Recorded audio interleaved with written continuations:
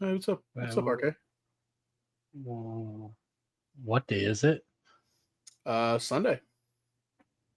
No, the date. 1 second. March 23rd.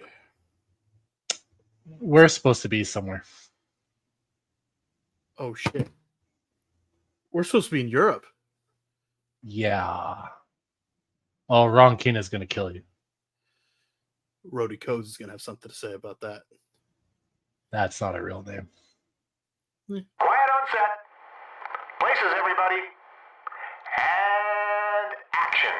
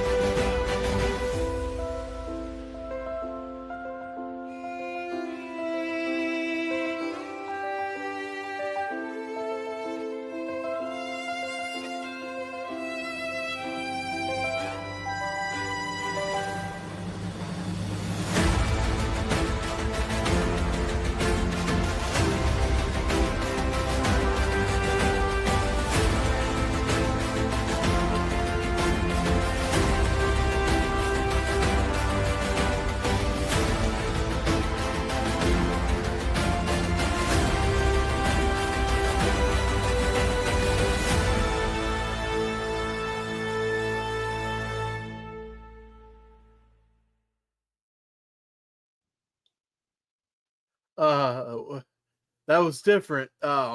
Sorry, you shook me there. By the way, feel bad for that kid. What's up? Welcome in. It's episode number 46 of This Weekend Wrestling with the Top Rope Renegades. I'm Kurt. That is RK, and we are in for a good episode here today on This Week in Wrestling. Quite a bit of stuff to get into.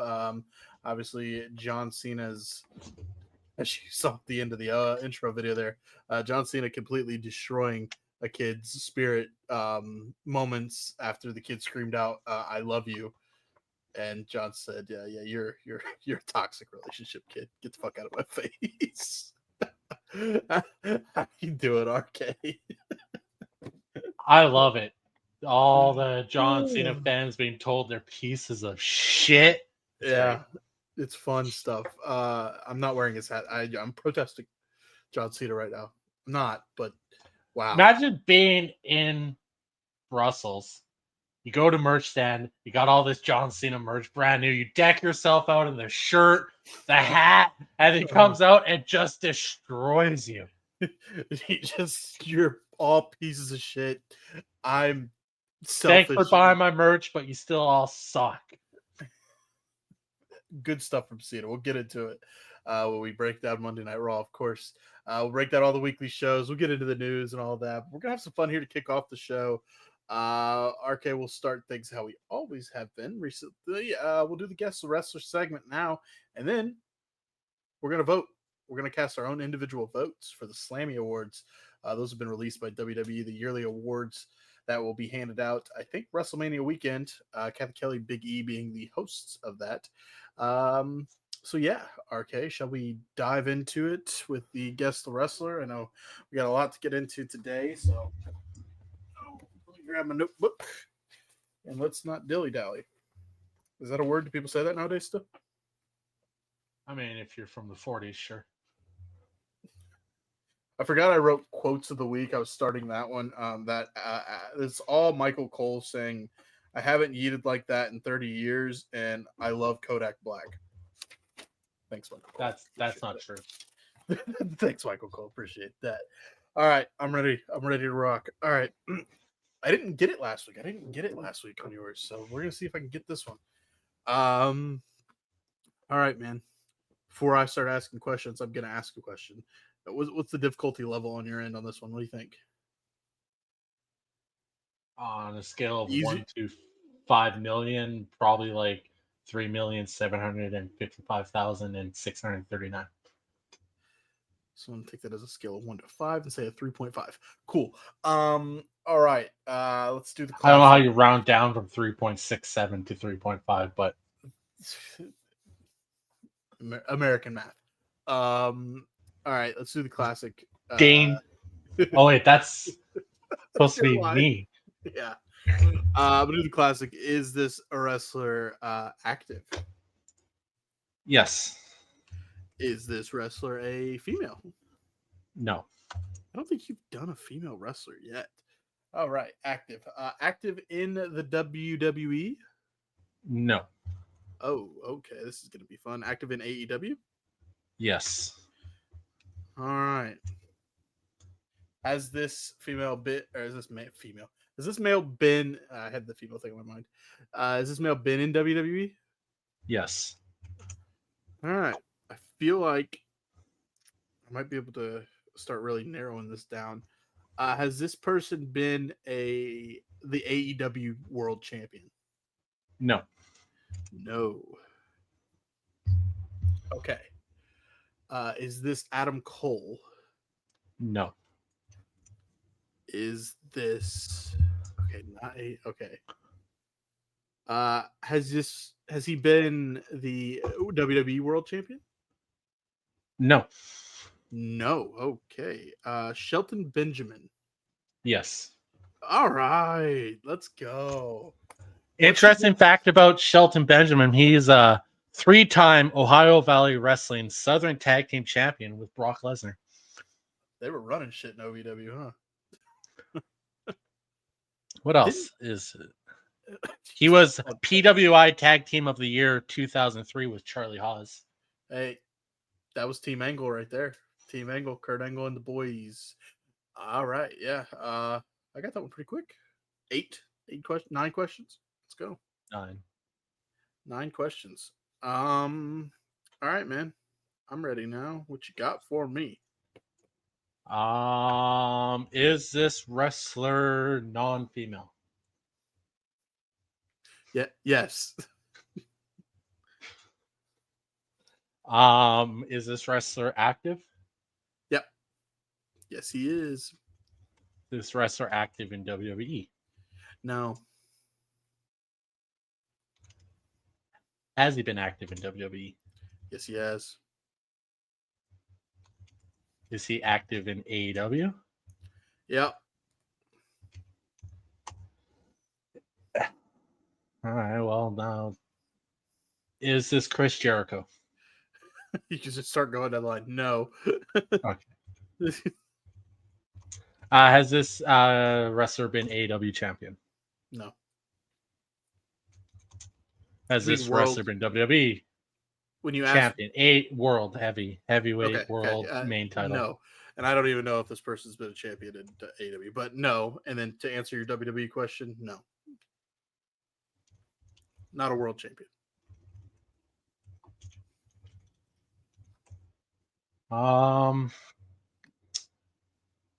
Was this wrestler active in the 2000s?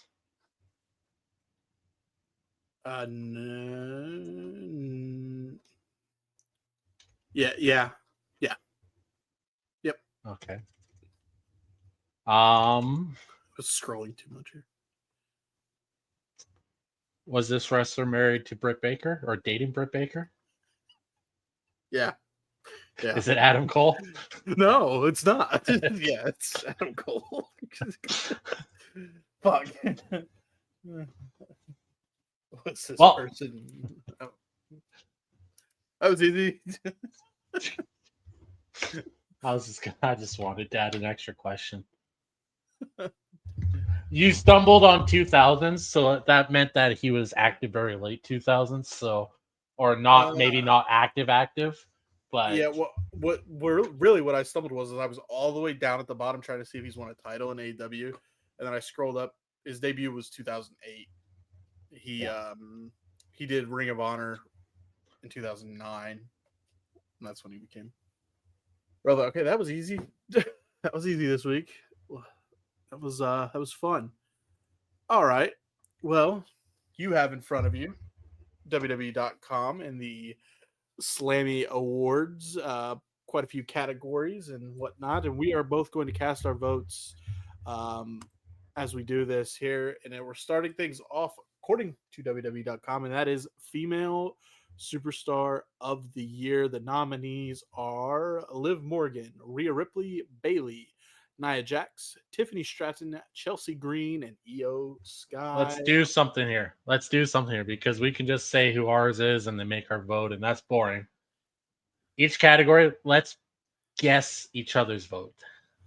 Okay, well, spoiler, I think you're going with Chelsea Green, correct? Why? No. You Yeah, said that. and you're going with Liv Morgan. Yeah. So. We did. Yeah, that's fair. All All right. Next poll. I assume we're gonna get the same one to pop up. Male Pop- superstar of the year.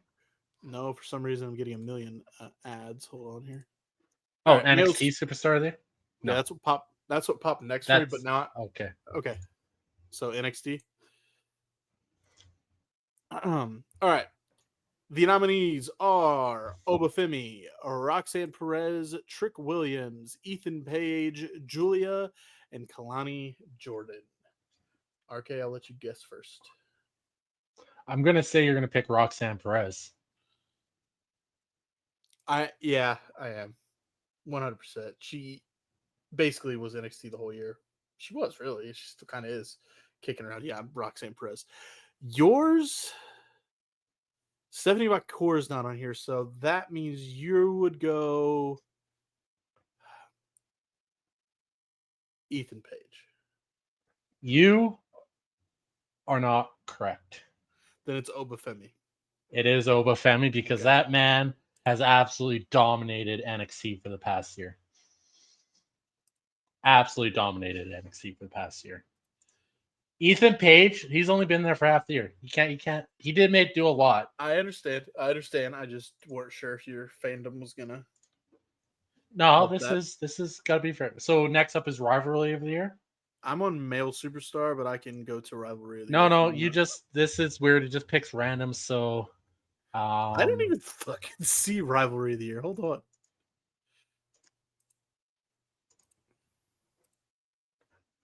Let's just do it. Let's just pick it from the main page. Okay, so next one will be Male Superstar of the Year. That works. All right, the nominees for Male Superstar of the Year are Cody Rhodes, Roman Reigns, Gunther, CM Punk, Damian Priest, Drew McIntyre, Jey Uso, and Seth Rollins. This is actually a really tough category. This is. I'm on this one. We'll guess each other's, but I want to go off on a limb here and say we eliminating Roman Reigns from this. I mean, no, not really. No, he hasn't been around all year. So he hasn't been around for the last 4 years. All right, I'm gonna guess yours. Damn, I feel like you're leaning Gunther.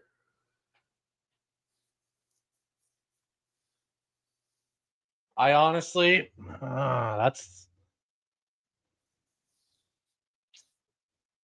it's a toss up between Gunther and CM Punk. Okay. Gunther's just old school classic, right? Heel.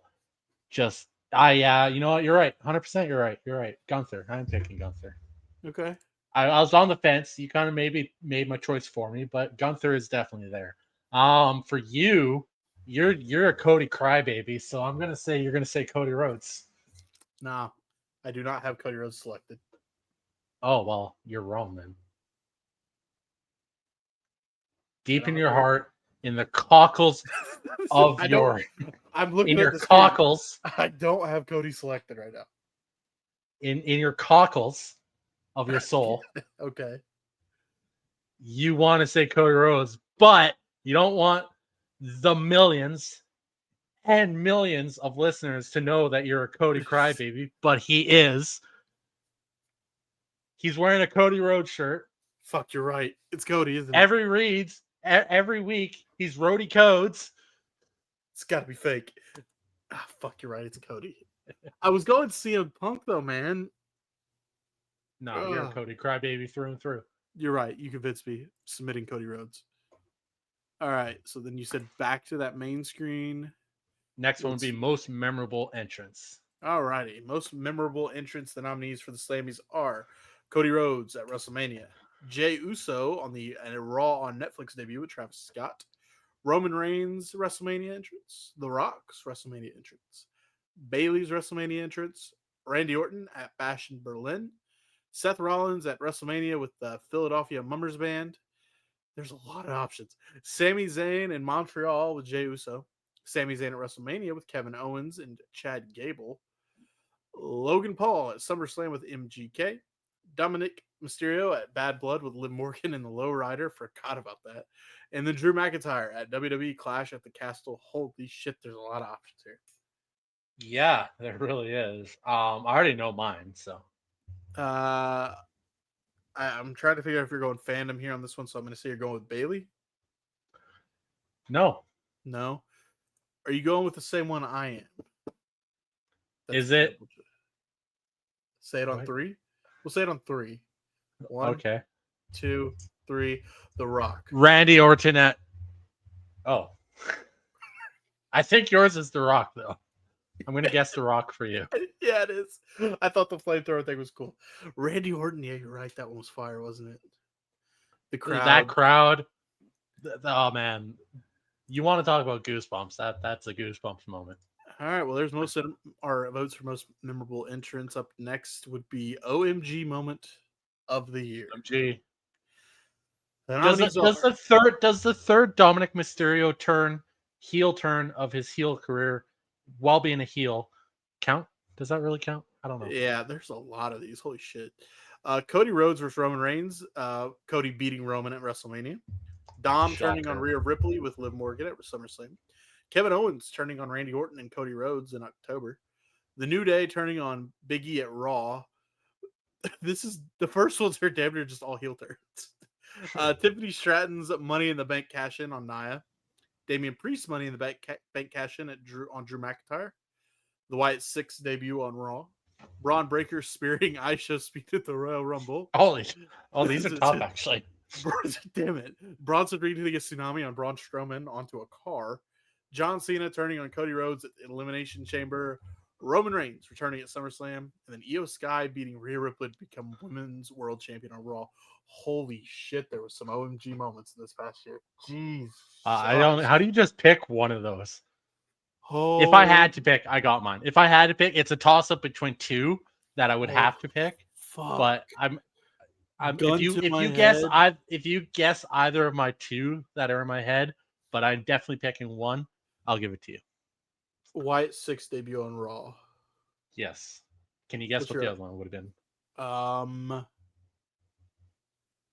John Cena turning on Cody Rhodes. Fuck. Io beating Rhea. No, you're way off board. Okay. Anyways, nonetheless, I'm gonna guess yours. Okay. Fuck, that's I'm gonna go with John Cena's heel turn. I do have that selected, and I'm torn between another one. But my second one was New Day turning on Big E. Yeah, this one's hard because the John Cena one, the Big E turn was damn near like hurt my heart, and then just Braun Breaker killing Speed at the Rumble was. That was yeah. I am casting over John Cena turning on Cody. I got the Wyatts, man. That was the Wyatts. That was a moment. Yeah, that was pretty good. We are on to faction of the year. The OG bloodline, meaning Roman, Sammy, Jimmy, Jay. The Judgment Day. The new bloodline. American Made and Damage Control. I got you with the Judgment Day. I haven't made up my mind yet, but yeah, I think you're right. because I can't think of any other. Yeah, it's the Judgment Day. Yeah, for me it is. Damn, New Bloodline. Yes. That's fair. Solo. Solo. Yeah, that's a good. Yeah, that's a good one. Where are we at now? Ooh, this one's gonna be fun. No internet, my ass. I'm still talking to you, aren't I? Tag team of the year. Here we go. Nominees are DIY, Awesome Truth, A Town Down Under, Jade Cargill and Bianca Belair, the Motor City Machine Guns, the Bloodline, and I'm gonna assume we're talking solos Bloodline. What team would that be? Tama and No, Jacob? the bloodline would Yeah, be. yeah, it is. Right? I don't know. No, I don't know. That could be anything, really. Who won the tag titles from Solo's Bloodline? Was it Tama and Jacob, or No, Tama it and was Tonga? Tama. It was Tama Tonga. Well, that's the Bloodline they're referring to, I think. The War Raiders, the Judgment Day, the Street Profits, Liv Morgan, and Raquel Rodriguez. I cannot believe Ah him is not on there. A little too late in the year for him to add that in. Oh, but Awesome Liv Truth Morgan and Raquel Rodriguez can be on there. they've forever been good tag teams. They've already, I don't know. Yeah, I don't know where you're leaning on this. I think I do. You going Street Profits? Nope. I think that's what you're going with. It's not what I have now. Motor City Machine Guns. That's yeah, I do got that. Yeah. You DIY. Yes. There it is. DIY. All right, we're moving through How these. Yes Boy is not on there, but Yeah, Pretty Deadly should be on there. Rivalry of the year. We did this on our award show. no, we didn't. Oh yeah, well we did do this on our We show. did. We did. Here are the nominees from the WWE. This isn't even a question, but anyways, go ahead. CM Punk and Drew McIntyre, Roman Reigns and Cody Rhodes, Liv Morgan and Rhea Ripley, Damian Priest and Finn Balor, Kevin Owens and Cody Rhodes, Nia Jax and Tiffany Stratton, Bloodline versus Bloodline, Rivalry of the Year. Shall we say CM Punk versus Drew springtime? McIntyre. Yeah. That's the correct answer. It's the only correct answer if we're being honest here. We got a lot of nominees for this one up here. Match of the year. Of the year. Let's go. Roman Reigns versus Cody Rhodes at WrestleMania. CM Punk versus Drew McIntyre, Hell in a Cell match. Roman and The Rock versus Cody and Seth Rollins from WrestleMania. Liv Morgan and Rhea Ripley at SummerSlam. Damian Priest versus Gunther at SummerSlam. Cody Rhodes versus AJ Styles at Backlash. Listen, that was a banger. The 2025 Men's War Games match. Bayley versus Io Sky at WrestleMania, also a banger. Sami Zayn versus Gunther at WrestleMania, a banger. Wait. What did you say? Sami Zayn? He was hitting gainers, bro. Gunther versus Randy Orton at Bash at Berlin. Seth Rollins versus CM Punk on the Raw Netflix premiere. Okay. Wow. I want to say yours is Punk Drew Hell in a Cell. Oh, it would have been if I didn't see the Bayley versus Io Sky. Is that your pick? Where are you going? Man, CM Punk and Drew McIntyre were so fun. Bayley and Io Sky lit it up. That was probably like the defining moment of Io's career, showing that she is legit probably one of the best women's wrestlers in the industry right now. Even losing to Bayley, which that didn't matter in that match. She looked so good. No, it didn't. Io Sky showed up and showed out. It's a toss up, but CM Punk versus Drew McIntyre Hell in a Cell was just so good. The trilogy match, the finish, everything, so good. I gotta go CM Punk Drew McIntyre. I would assume you'd have to say the same, but you'd probably go Roman Reigns Cody Rhodes at WrestleMania. No. Love that match. Don't get me wrong. That match was just craziness. But no, that's not my pick.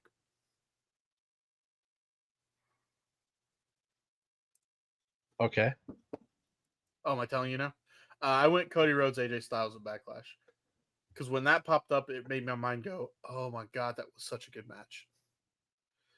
It was a 5-star banner. And AJ is one of my favorites of all time. And yeah. All right, we got one of my favorites. This is one of my favorite Slammy awards. It's the WTF moment of the year. Some fun ones with this one. R-Truth calling Triple H Tommaso Ciampa. Kevin Owens in his card interviews. Chelsea Green goes into a dumpster. Dominic Mysterio in the shark cage. I Show Speed with Logan Paul at WrestleMania. I think that was when he was the prime bottle. LA Knight in Logan Paul's pool. R-Truth wrestles with John Cena. I think that was the day after WrestleMania they did that. Rabid noises from Tamatanga. The yeah. Jacob Fatu yelling "I love you" solo, and then the Wyatt Six debut is also in the WTF moment of the year. I don't think you'll go Wyatt Six again on this one. I think you'll go a little different here, right? So I'm thinking you Kevin Owens car interviews. Yeah, no, that's obvious. I'm going to pick that one. It would be either that or Wyatt's debut, but since I already picked the Wyatt's once, and Kevin Owens' car interviews were just so much fun. Yeah, I'll save you the trouble. I'm with you on that one. I a lot of these are fun, but those Kevin Owens at car interviews were so fucking good, just hilarious. Moving along, a social media star of the year. We only got two options here: Chelsea Green and Drew McIntyre. Drew McIntyre's been on another level all fucking year with social media. It's true. I love Chelsea Green, but I'm going Drew. I got Drew. Are It's you? it's not even a question. It's Another true. level. The fact that the most recent one that I just loved was the belts of all the soccer teams, the football teams, and it's just like it's the only time Tottenham will ever see a championship belt. Oh yeah, no, and I'm an Arsenal fan, so that even made me. I was like, yes, Drew, get him. We got one left here, and that is breakout superstar of the year. The nominees are Braun Breaker, Lyra Valkyria, Penta, Obafemi, Julia, Tiffany Stratton, Jacob Fatu, Chelsea Green, and Stephanie Baker. All right. I think you're probably leaning Stephanie. Nope. No. Okay. Let me explain. Okay. I'm going to pick yours. I know who you're going to pick. You're going to pick picking? Tiffany Stratton. No. What? No. You're lying. No. Why would I pick You're going to pick Tiffany? Julia. Not picking her. You're picking Jacob Fatu. I'm stuck on Jacob Fatu and Braun Breaker. Okay. But yeah, I'm going Jacob Fatu. You look at it this way. I'll explain my reasoning, and then you'll be able to pick it. All the wrestlers on this list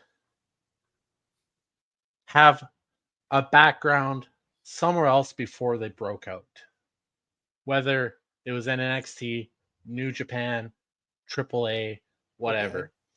There's only one wrestler on this list that doesn't have a background to break out from. That was already has the momentum of coming into the WWE and being a breakout, like main roster breakout.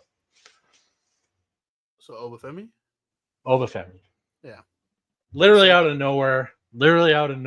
We talked dominating. about that, dude. The year prior to his breakout year that we've seen, he had 6 matches, and then like 3 of them were TV. The rest were dark. And then Braun Breaker superstar in NXT. Lyra Valkyria superstar in NXT. Penta superstar in AEW. Julia superstar in New Japan. Tiffany superstar in NXT. Jacob Fatu, everyone knows the Fatus. Chelsea Green, she's been around forever. Yeah, it was a breakout year for her, but she's always been killing it. And Stephanie Valkyria was killing it in AAA and in New Japan. So Oba's the only logical choice for me. Oba's gonna be, yeah, he's got so much potential. Well, there it is. That's the Fans Choice Award categories presented to us from WWE and the Slammy Awards. You can catch the Slammy Awards on Sunday, April 20th. They will be hosted by Biggie and Kathy Kelly. You can catch those if you're in attendance in Las Vegas at WWE World, or you can watch it live on the WWE socials to see who wins the awards. So yeah, there you go. Pretty good. Other than that, I think that is all the prelims stuff we have before we dive into the news and the weekly show recaps. On my end, RK, anything else to add before we dive into the good stuff? No, I think we're moving along at a good pace. We're moving along at a good pace. We are. This is where the pace. Do you know one of Whoa. Shelton Benjamin's managers was Mama Benjamin? Anyways, Yes, I do, actually. That was when he dyed his hair blonde and he was like the gold standard. okay. That I think is when he did one of the coolest ladder spots in WrestleMania, ladder match. He like ran up the ladder. One of the first times I saw somebody run up the ladder diagonal. It was cool. All right, time to get in the news. We're gonna have some fun with this one. Holy shit, are we?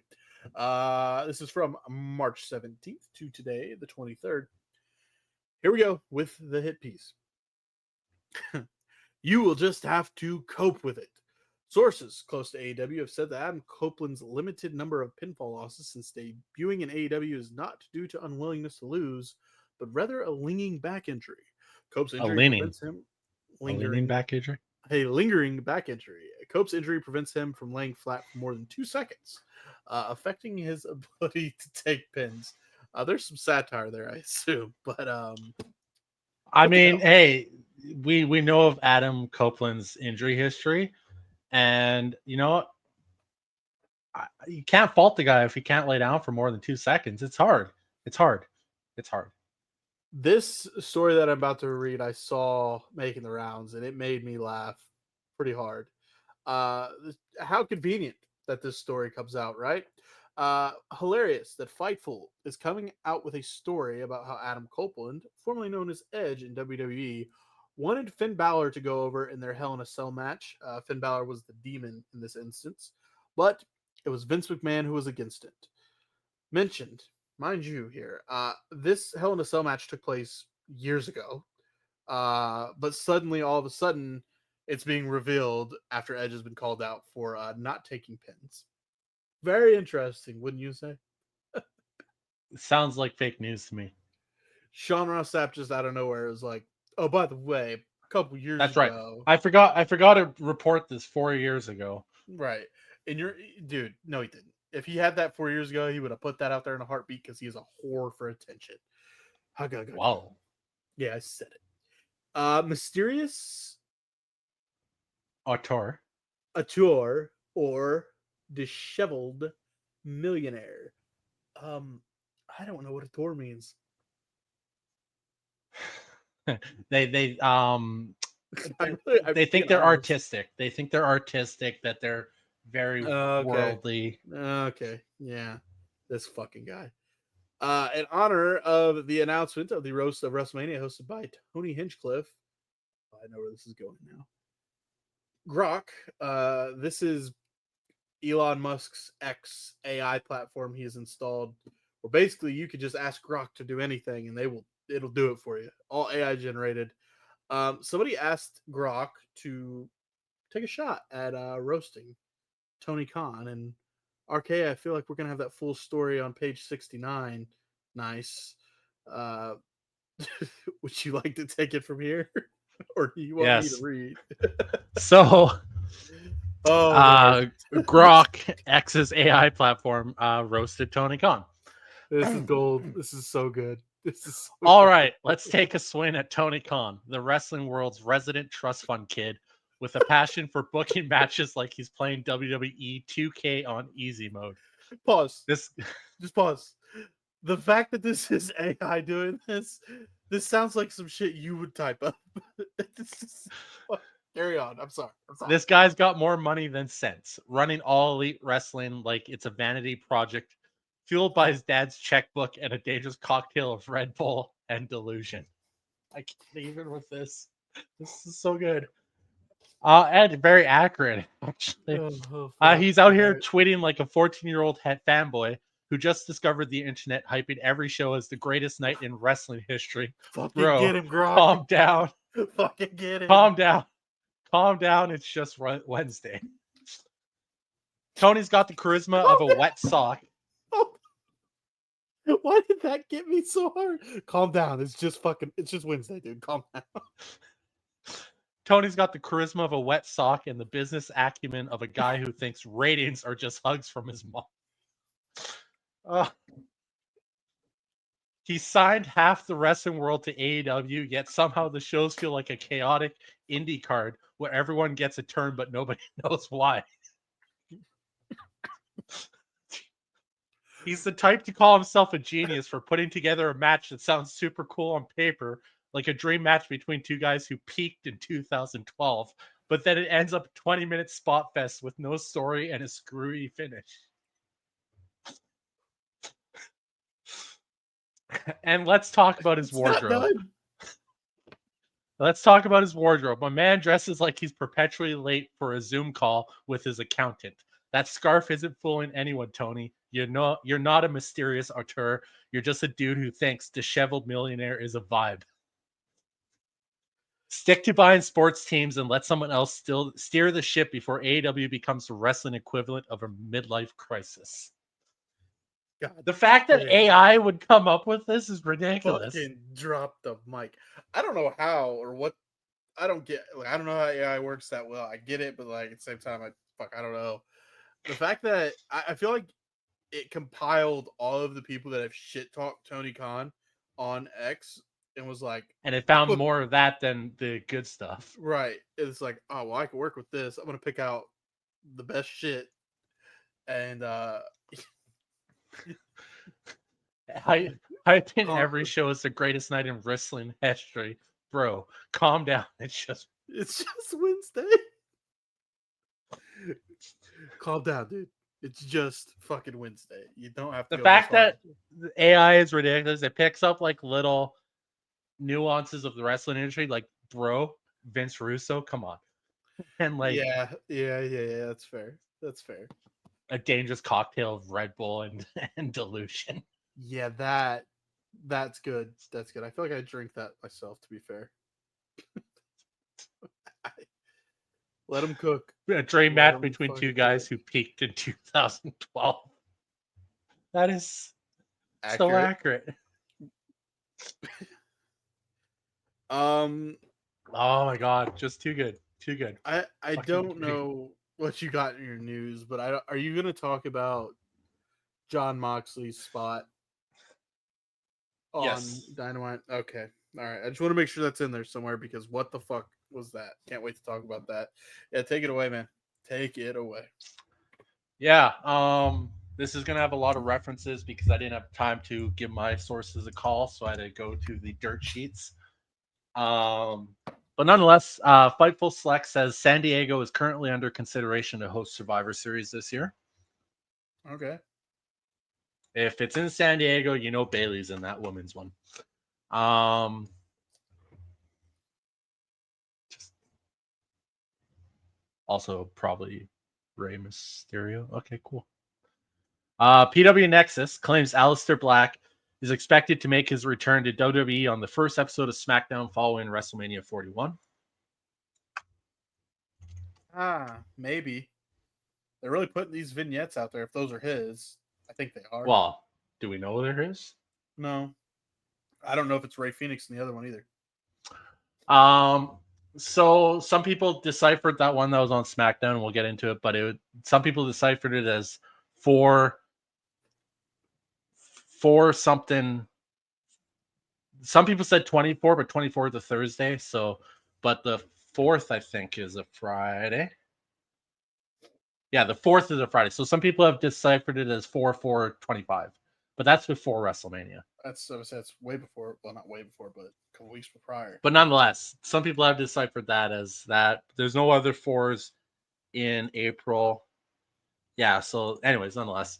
Although she worked the NXT Roadblock special, Fightful notes that Roxanne Perez is expected to continue her feud with Bayley on the main roster. Yeah, that's fair. Um, Fightful. Despite some talk of his being injured, Fightful selects Scorpio Sky as fine and simply waiting to be used by AEW. Well, you're going to be Good waiting for a while. Lord, I haven't heard that name in a while.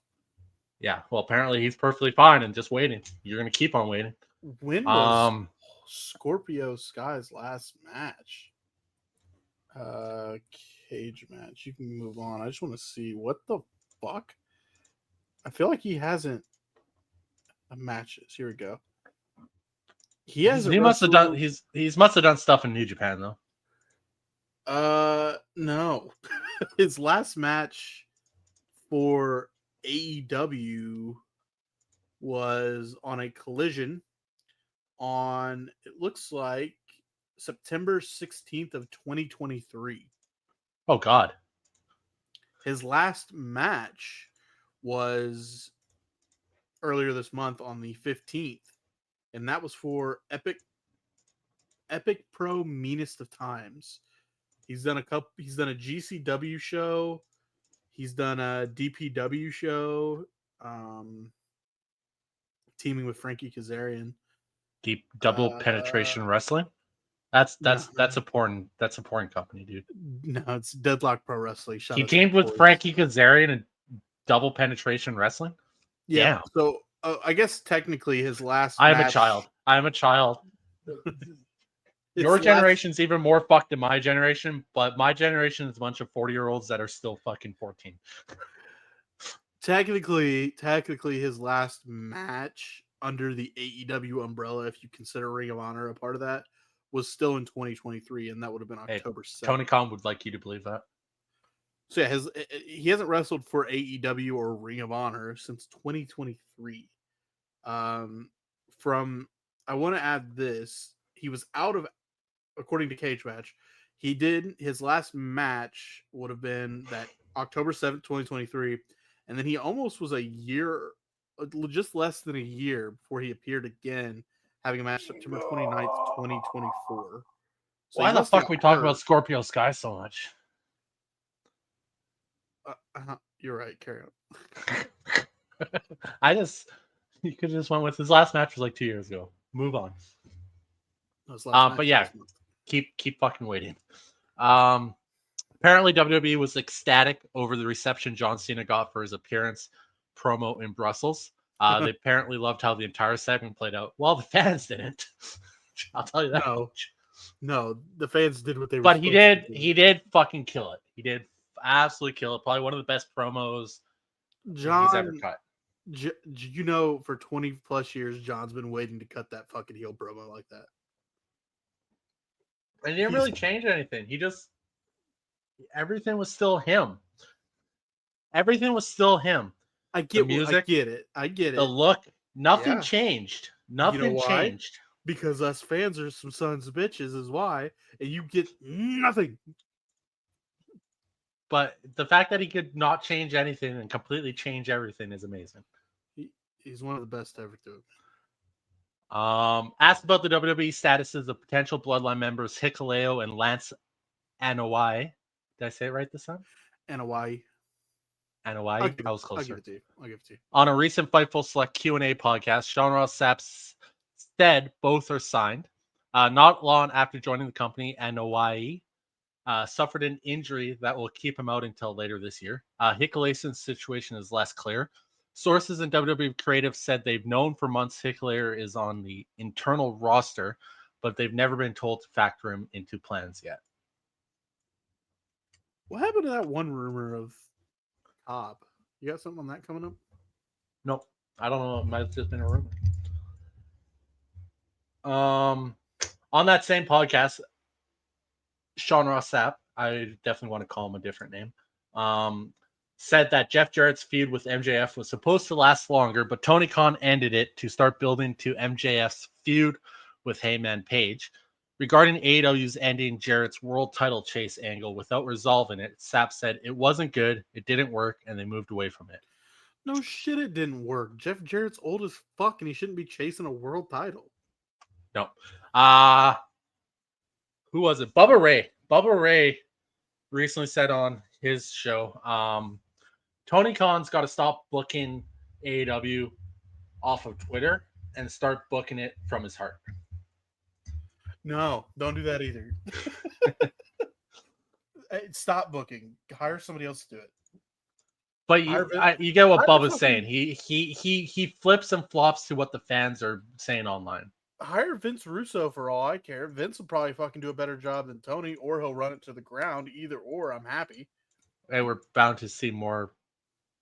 No, we're not bound to see better matches. Actually, we're bound to see more goofy matches.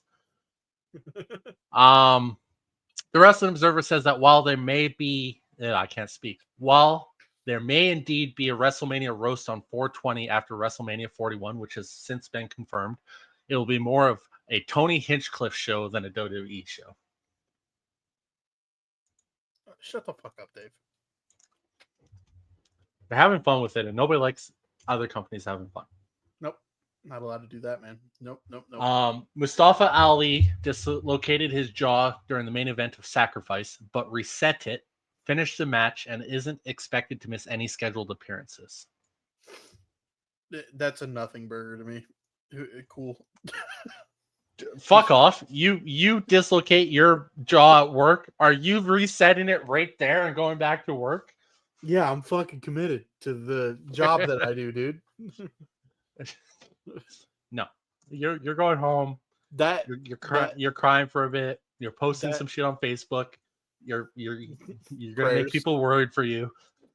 Please pray for me and my family. Somebody's gonna say something, and then you'll get pissed off at you for saying it.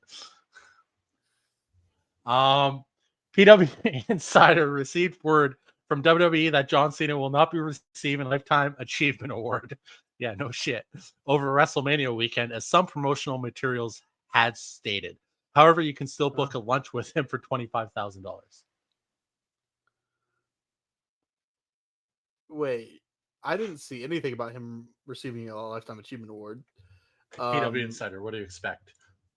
But you can have lunch with him? If that's not some heel shit right there. $25,000 have lunch with John Cena. People will pay it if it's real. 100% will. This is a nothing burger. So this is first said earlier in the week, and then later on it was said.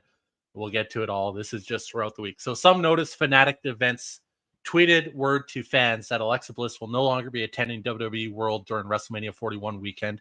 It's unclear why. Then it goes on later on. I'll find it here first. We might as well just do it all at once.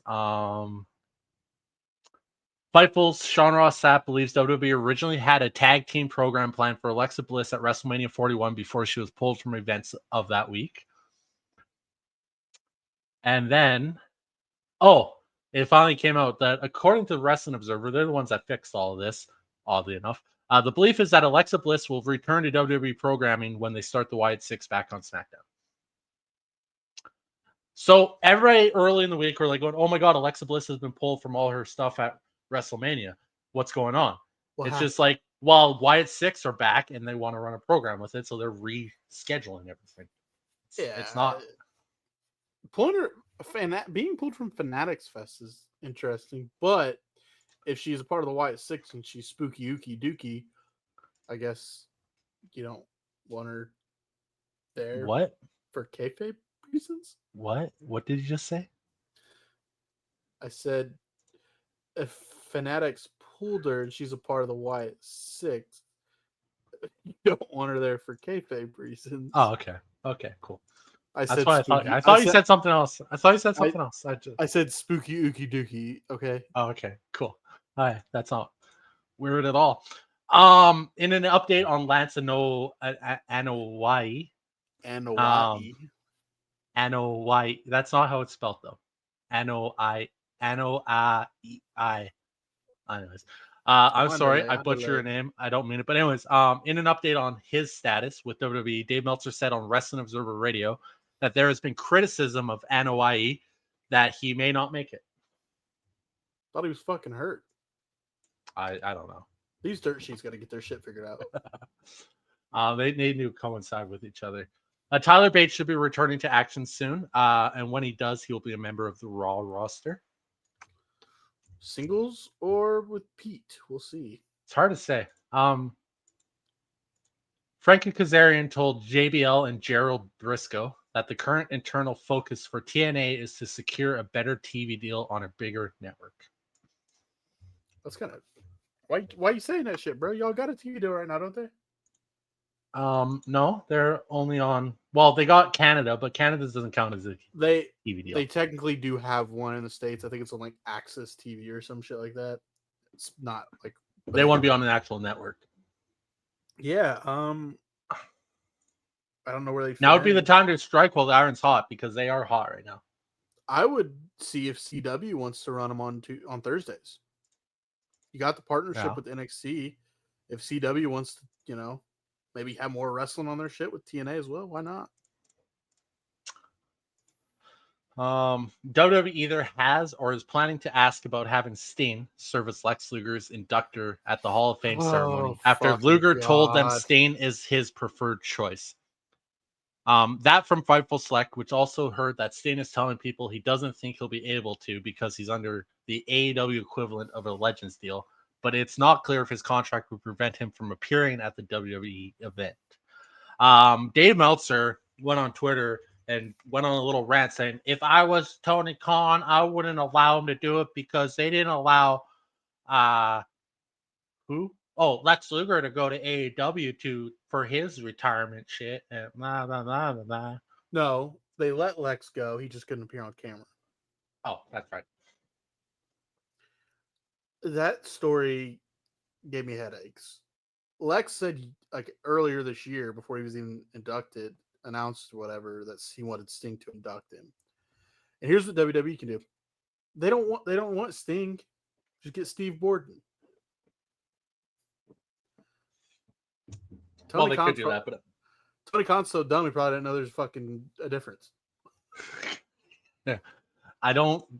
He does have some people that look at, I'm sure, contracts.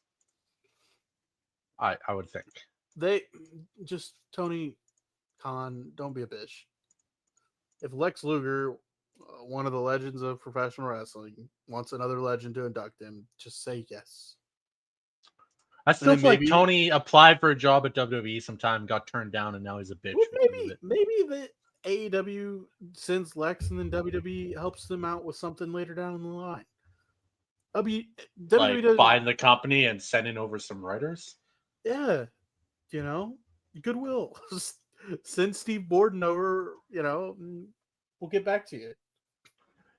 You send over Steve Borden, we'll give you Road Dogg to write you some stories because SmackDown's been so hot lately. Yeah, there's postings right now. They're looking for writers. John Cena's Raw segment going more than 30 minutes affected other things on the show per WrestleVotes. Votes isn't sure that the Jey Uso Austin Theory match was one of those things, but said it was listed for 11 minutes on production documents. It was turned into a quick squash. I highly doubt WrestleVotes, with all their spot on reporting in the past, has access to production documents. And I still don't get the whole, well, he went over his time. You don't really have time restraints. I know they like to hit a certain whatever, but you don't really have fucking time restraints on Netflix. If you go over, you go over. Yeah, I don't know how that works. I've heard various reports that they do and they don't, but I don't know. Yeah. Does it really matter? The Jey Uso match wasn't for the match. It was for Gunther and him. Exactly. More built. Yep. It's discussing the weather issues that affected AEW Dynamite on Wrestling Observer Radio. Brian Alvarez said that there were several individuals who opted to drive to the venue when a blizzard canceled flights to Omaha. Alvarez added, I believe John Moxley is one of those people that drove like 11 hours to get to the building because they couldn't fly in. It's not the first time a wrestler has had to drive into a fucking show. Fucking happens. Josh Alexander is still expected to debut in AEW, but a source told Fightful Alexander's arrival is likely delayed as the Canadian wrestler gets his visa squared away. And right now, in our tumultuous, that big word that means turmoil, Tumultuous? turmoil. Anyways, The big bad world. being a Canadian trying to get into the USA right now is not an easy thing. I'm sure, yeah, no. It's not. It's there's anyways, whatever. It is what it is, but it sucks. It sucks. We're supposed to be friends, allies. I didn't take a shot. I said it sucks. You didn't hear me do the thing. I agree, it sucks. So far, you're the only one who's made a ding tonight. So anyway, it's fair. In an interview about his promotion's upcoming Chris Bay benefit show, FSW owner Joe DeFalco told Fightful that CM Punk, Rey Mysterio, and TJ Tyson Kidd Wilson wanted to work the show, but WWE's current tour made that impossible. Mysterio was even going to tag with long-retired TJ Tyson Kidd Wilson, now a WWE producer. Wilson promised to just do mat stuff to protect his surgically repaired neck.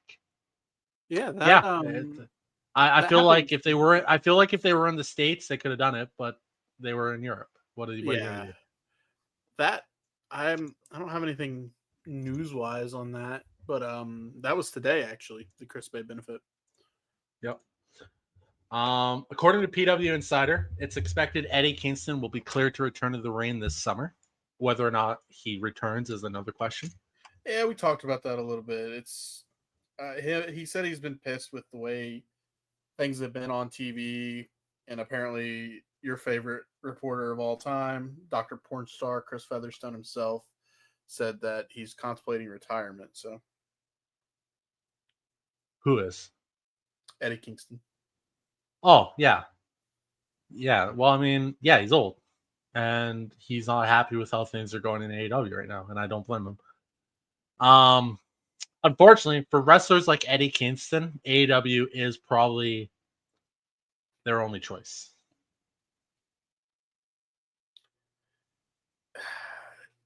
Yeah.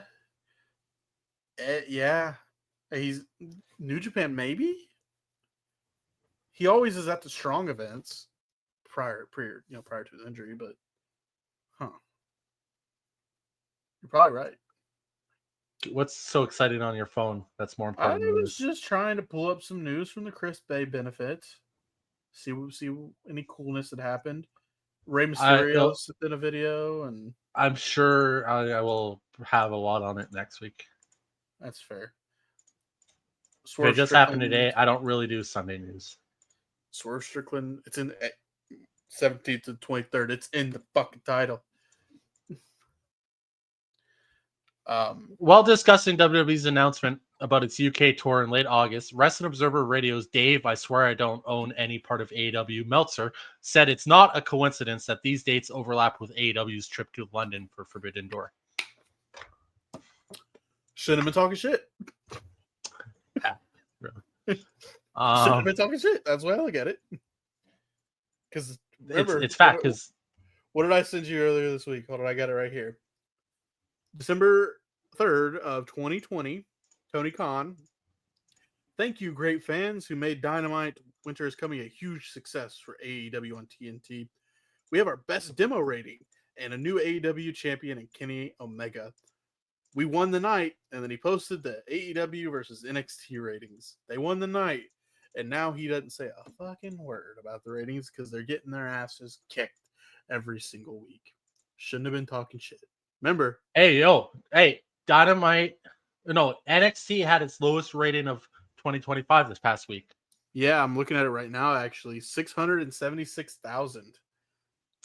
Surely Dynamite must have beat that this week. Yeah. If it was NXT's lowest rating of 2025, Dynamite must have beat them. Right, and Dynamite, honestly, looking at the week prior, they only did a 628,000. So you would assume that they're going to get bigger, right? Well, they did, but they still lost to NXT. To NXT's lowest rating of the year. AEW Dynamite did 658,000, but that that demo rating, they did a 0.19. Oh, yeah. Cry me a fucking river. Y'all was talking shit when y'all first debuted. Now your feelings are getting hurt because you're getting your ass waxed every damn week. And WWE can run a tour wherever the fuck they want because they're the majority and they run shit around here. Know your role. Shut your mouth, AEW. Go back to the bingo halls, you fucking pussies. Whoa, And no, the that was it. bingo halls is not a B59, not a bad thing. That was not directed. You're showing your age. That was not directed at the wrestlers, or really partially Tony Khan. It's really directed at those AEW fucking Stan fanboys because they're getting a little out of control on Twitter. That's all I'm going to say. They're getting out of control. Get off Twitter. They're the same people that if you smack them in the mouth, they're going to sue, which technically, legally, they can, but whatever. Pussies. Per Dave Meltzer, AEW had to scrap a lot of segments due to weather issues for Dynamite this week, and that's why so many of the matches ran long. And no, because AEW's not known for having 35-minute spot fest with a screwy finish. And that's why John Moxley decided to fucking fall on. Yeah, that's why probably. If the storm wouldn't have been issues, John Moxley probably wouldn't have took that spot that he took that we're going to talk about. Did you watch that shit, man? I saw enough of it on Twitter. I didn't watch, obviously. We're like pulling it out of his back and they're twisting and his why? Let's talk about it. John Moxley took a spot where he got flipped onto whatever spike or whatever Edge is calling the bat with nails in it, and legitimately the nails on this bat embedded into his skin and what stuck. The fuck are we doing? They stuck in his, and they had to pull it out.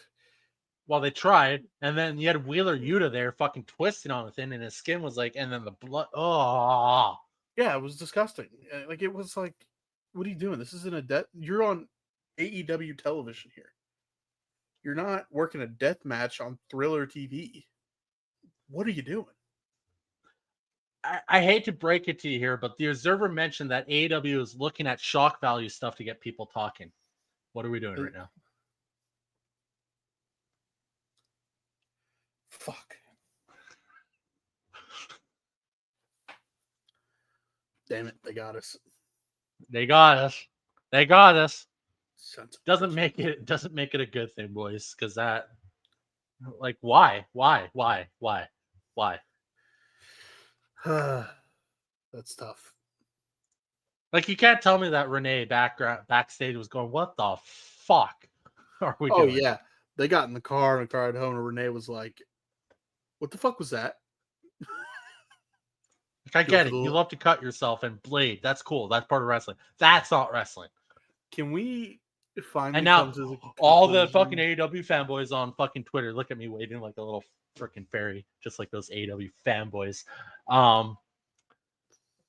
They're all like, "Oh, these kids wouldn't even stand a second of Attitude Era or ECW era of wrestling." It's like, no, they didn't. No, that's just no. First off, it's a different time period. Second off, I think we need to come to the conclusion. In my opinion, at least, you don't have to agree with it. John Moxley's not a main event guy. Not anymore. Not anymore. No. Just not anymore, man. I don't know what it is or what has changed with him. He will always be the third best member of the Shield. Oh, true though. If he had stuck in WWE though, different story maybe. There was still hope. He did have a couple weird gimmicks. The whole wear a mask because everybody's got germs, icky cooties thing was kind of. That's just Vince McMahon doing stupid shit. Yeah. I don't blame Dean. Yeah, I don't blame Dean for that.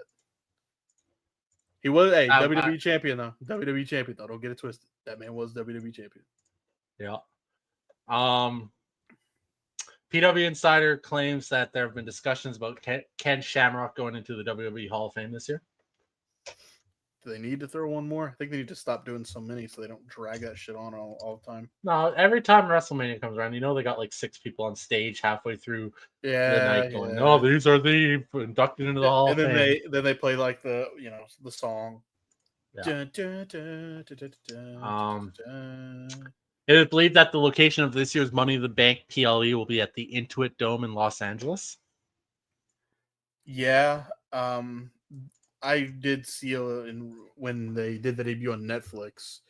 Yeah, the Intuit Dome and WWE. WWE loved how the Intuit Dome was set up and all that. And wow, how couldn't you? The thing's brand new and pretty cool, and it works really well for WWE when you have like the lights that can coincide with your light system and blink and stuff. It's pretty cool.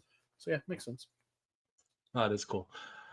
Um, Speaking of the Wide Six and Alexa Bliss from earlier, Bo Dallas has now been cleared to return to in-ring action. Good. So we're getting Um, there. Fightful Select has confirmed that Ray Phoenix has signed with WWE. What? I thought it was Diamond Dallas Page, honestly.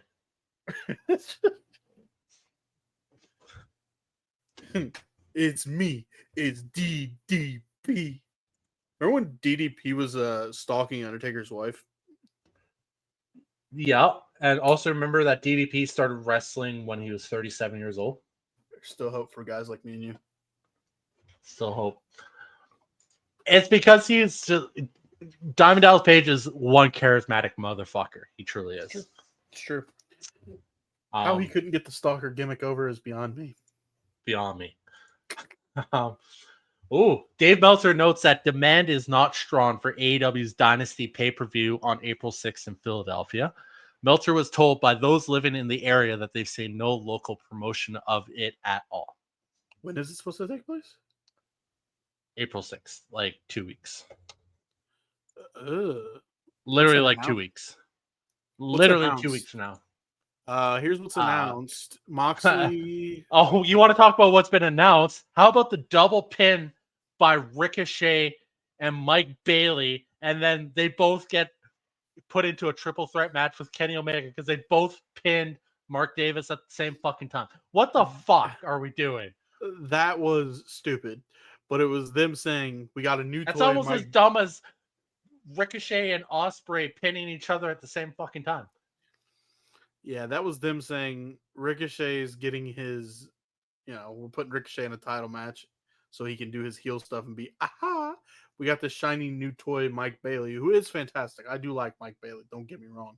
And they can put him against the best in the world, Kenny Omega. So why not? But yeah, that match is announced, and Moxley But versus seriously, Swerve. let me go back. I still can't get my they seriously, when they did the fucking both pinning each other and then however the fuck that works out, they said Tony was like, aha, I'm gonna I do got something some. even more fucking dumb. Got an idea for this one He later didn't down the read everybody road. online going, what the fuck was that shit? He's like, I'm gonna double down What on did this they? shit. What did they do after that double pin? Did they restart the match? Yeah, they kept. Yeah, Yeah, that's what it was. Yeah, that was stupid. I remember that now. We were watching then. we were. I think that was one of the tipping points actually. Sean Ross Sapp said he has received messages from wrestlers rolling their eyes when the roast of WrestleMania featuring Tony Hinchcliffe and friends was officially announced. What? Huh? Received reports of wrestlers rolling their eyes? You you got somebody back there, Sean, that just watches wrestlers' eyes go, oh my god. I got an eyes A guy. roast? I got an eyes guy. By that, what caught my attention was I'm on Fightful right now, and the Jeff Cobb story. Apparently, and this, so I think we've both come to agree that we believe Sean Ross Sapp when he mentions AEW sources because, well, Sean I Ross Sapp. do believe. Did I get really loud there for a second? No, I gave a thumbs up. Anyway, Oh, anyways, I don't know. I have these headphones on that are noise canceling, so I don't sound loud. But I took them off to scratch my eyes. I'm like, holy fuck, I'm talking really loud. then there. So Sean's saying that he spoke to sources in AEW and they told him they weren't expecting Jeff Cobb to join their company, which I believe is actually bullshit because they ran matches with Jeff Cobb when he was in New Japan and they loved every second of it. But that's just me. But apparently he is actually on the internal roster for the WWE, according to Sean Ross Sapp. And what did we say about that? We hope he's wrong. because we don't want him to be right about something. Well, we want him to be right, but we want him to be wrong at the same time because fuck, that means he actually does have sources. Yeah, fuck it. Or he's good at guessing. I'm just gonna go with he's good at guessing. Yeah, anyways, I mean, dead air, that means I got no more news, so. Yeah, no, I got one more thing. Apparently, Duke Hudson, he has his first match appearance. Yep, It'll be I heard that. WrestleMania week. So good for Duke Hudson. I haven't seen any of his videos recently on what's up with him and what he's got going on. Yeah, Sean Rossap, slow news over here apparently for Sean. Literally a slow news day for him. This was today at 11 p.m. that he says that the Cody Rhodes in our Truth segment, there was one listed for March 7th. It's the 23rd right now, and he's talking about stuff from March 7th that the segment from our Truth and Cody Rhodes got cut. Okay. Cool story. On my end, just a quick little check down here. Per usual, see if anything's coming down the line here for TNA. They just had Sacrifice, but TNA Unbreakable, nothing announced for that. That's a weekly or just a TV special. When is WrestleMania? The 19th and the 20th. So the weekend after WrestleMania in Los Angeles, TNA has their pay-per-view. So yeah, nothing of announcements, by the way. New Japan doesn't seem like they have anything crazy popping up here. One check.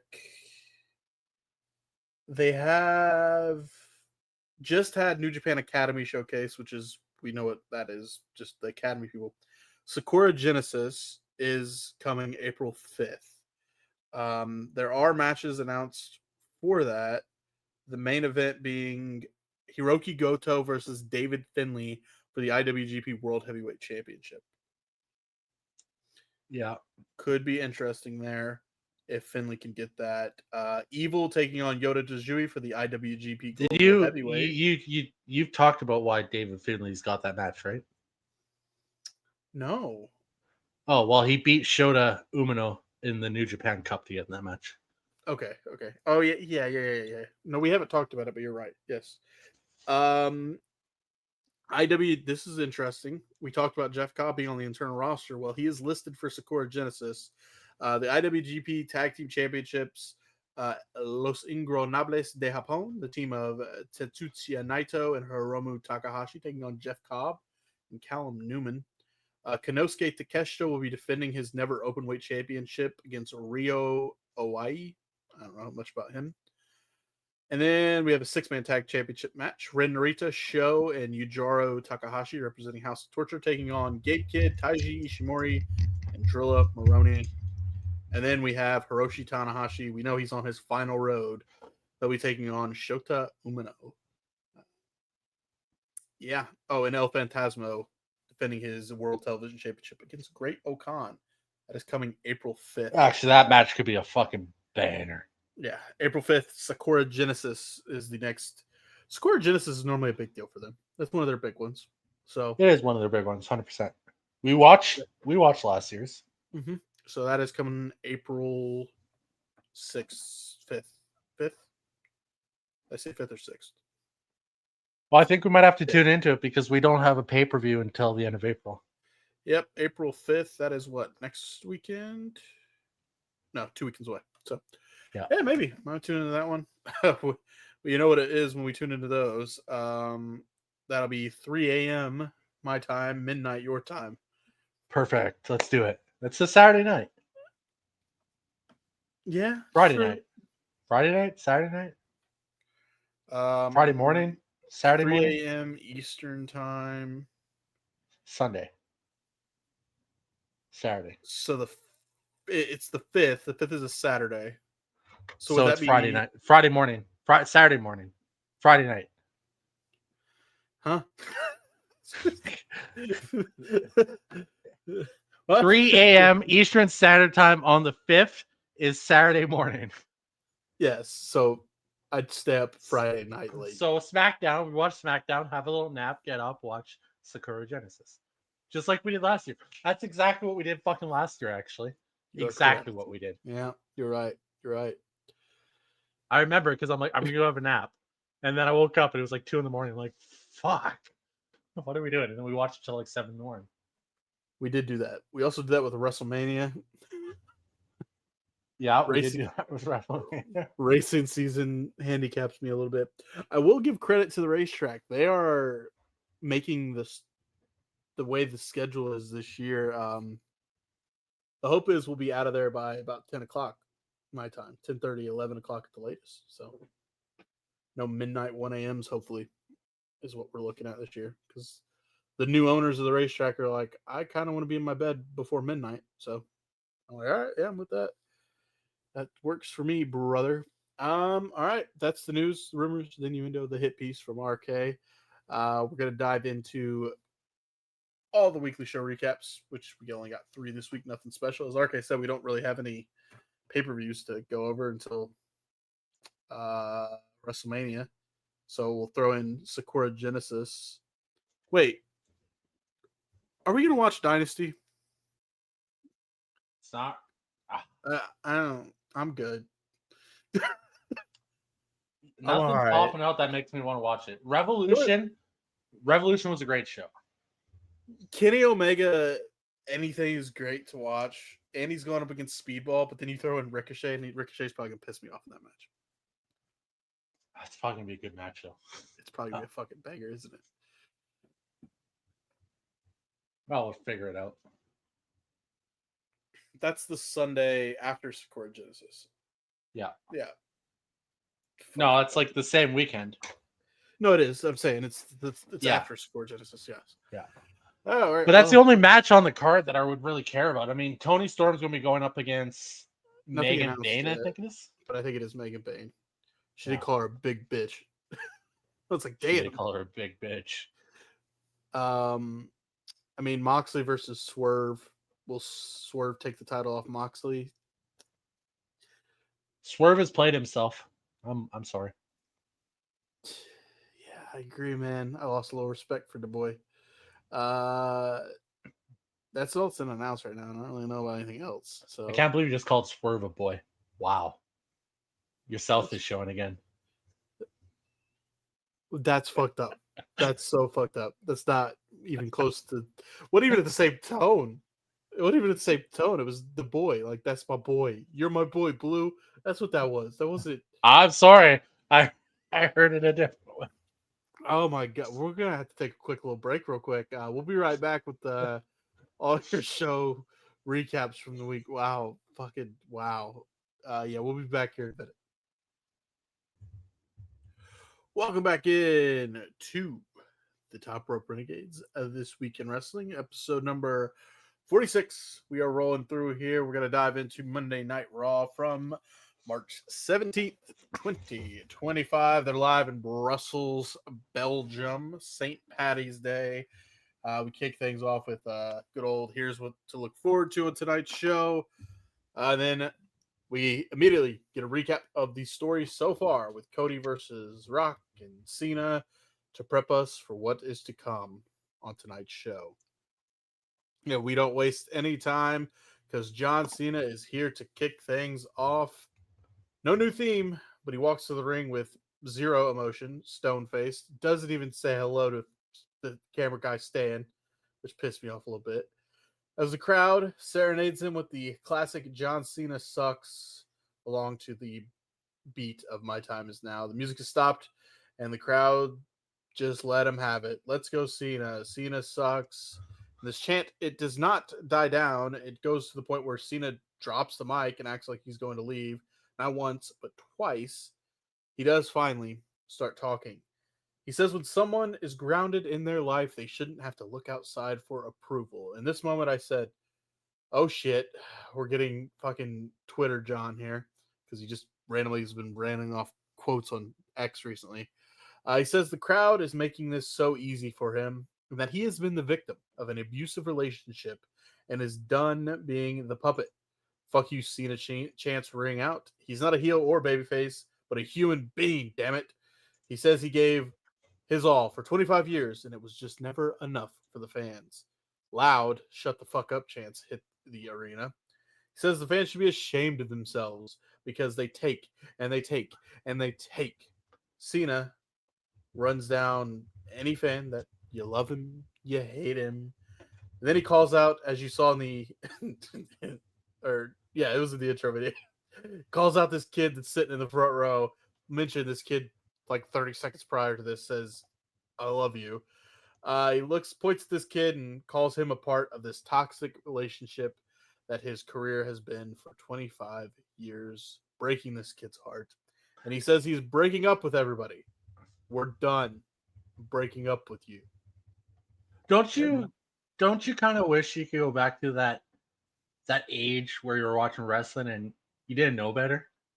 Yeah. Then you Where you're just just had your like, fucking hero call you a piece of shit.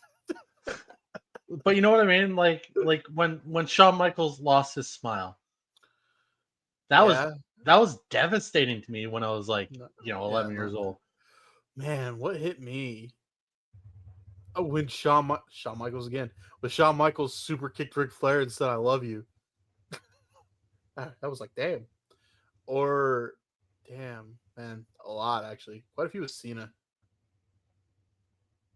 A lot of it stuck with me. Edge and Lita having sex on television. Wild times. Yeah, crazy stuff. So yeah, John Cena Fucking breaks Kane up. and Undertaker, I thought they were brothers. I thought Kane was real, not him, but I did think that I at the time I did legit think they were like brothers and shit and stuff like that. Yeah, they did a good job of making us think they were. They weren't. Fucking liars. How old were you when you found out wrestling wasn't like quote unquote real? Quote unquote real.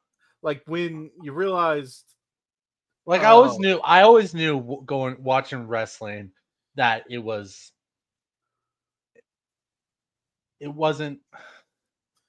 how do I put it? when did you realize the Undertaker wasn't dead? Oh, yeah, no, probably like 13, 14. I was probably around that too.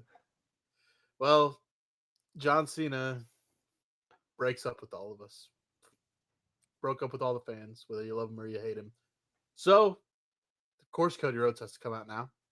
And the crowd in Brussels is over the moon for Cody. Cody comes out, tells John that the fans have gave him their worst, sure, but they've also gave him their best, and that's because he is special.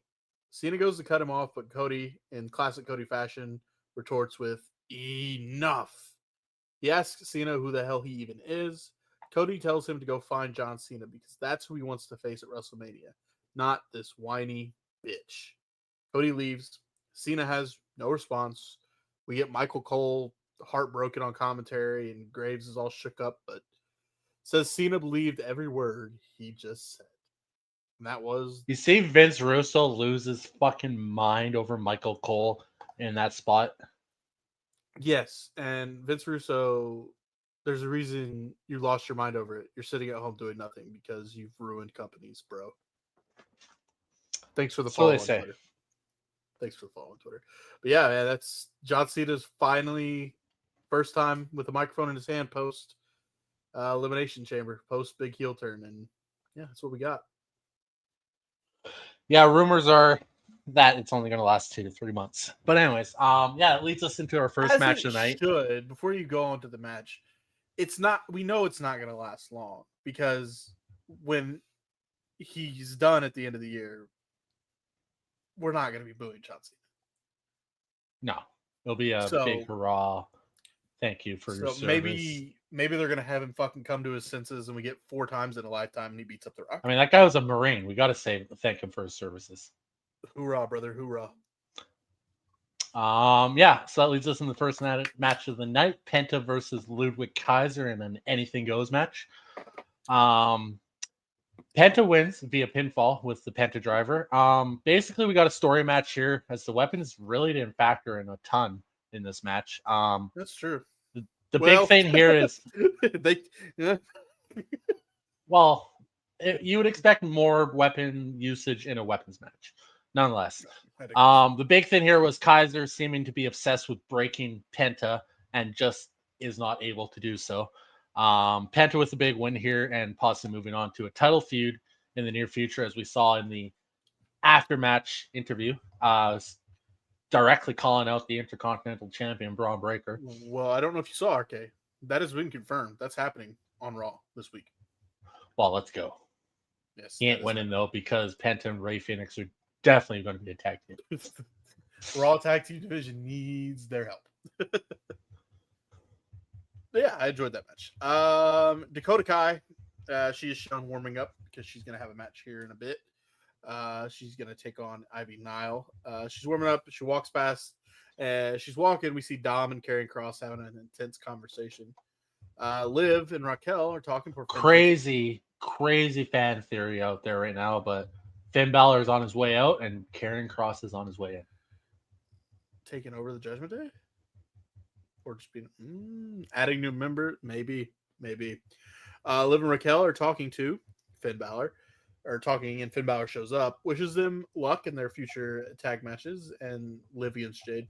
Dom shows up, runs his idea by Finn. That's, of course, adding a new member. And he suggests Penta. Finn is pissed, calls Dom a snake because Penta just called a shot for the IC title, which Finn wants. He leaves, and Dom's just like, no, he didn't say he wants it. He said that's his. yeah, that's his title. He leaves, and Dom's like, I didn't know Penta just called a shot. Carlito cuts in and says, you don't watch the show, do you? Carlito is just every line that comes, every line Carlito every time kills it. Killing it, man. Killing it. Yeah, and that leads us into our second match of the night, Dakota Kai versus Ivy Nile. Dakota Kai wins via pinfall after the GTK. Really a quick match here. I think it was only a couple minutes long, as it was more about Chad Gable than anything else. Not that it really would have made a difference, as it's hard to get interested in Dakota Kai Ivy Nile match. It really is. Yeah, that's true. But yeah, hey, no, it wasn't. Wait, Chad Gable. Oh yeah, didn't Grande Americano show up, or is that later? No, that's later. This was Chad Gable, Grande Americano, are two different people. Not the same people did. Io and Bianca Belair. They're having their contract signing with Adam Pearce. Adam Pearce once again showing off his wide range of speaking other languages because that's what he does. Io says Rhea and Bianca are going to stop disrespecting her because she is a champ and she will be the champ after Mania. She signs the contract. Bianca says she has all the respect in the world for Io, but she let her slide last week when she smacked her. And at Mania, she's going to show her and everyone why she is the EST and she will be the world champion. She signs the contract. Pierce is like, oh, a normal contract signing? Yeah, thanks, ladies. Appreciate it. Foreshadowing. Yeah, and then this is my brutality. Rhea Ripley comes out, runs down Bianca for her actions, says she's just here to watch Io lose her Io loses her shit. She gets smacked by Rhea, and then Rhea lays them both out, slamming Io onto a prone Bianca on a table. And then this is how contracts work, apparently. She picks up the contract and signs her name. It's not at all. So that happens. Jey Uso is shown hyping up for his match, runs into Gunther, who's talking shit about Jimmy, calls Jimmy a bitch, whatever. He doesn't, but he basically says Jimmy's soft, just like you, Jay.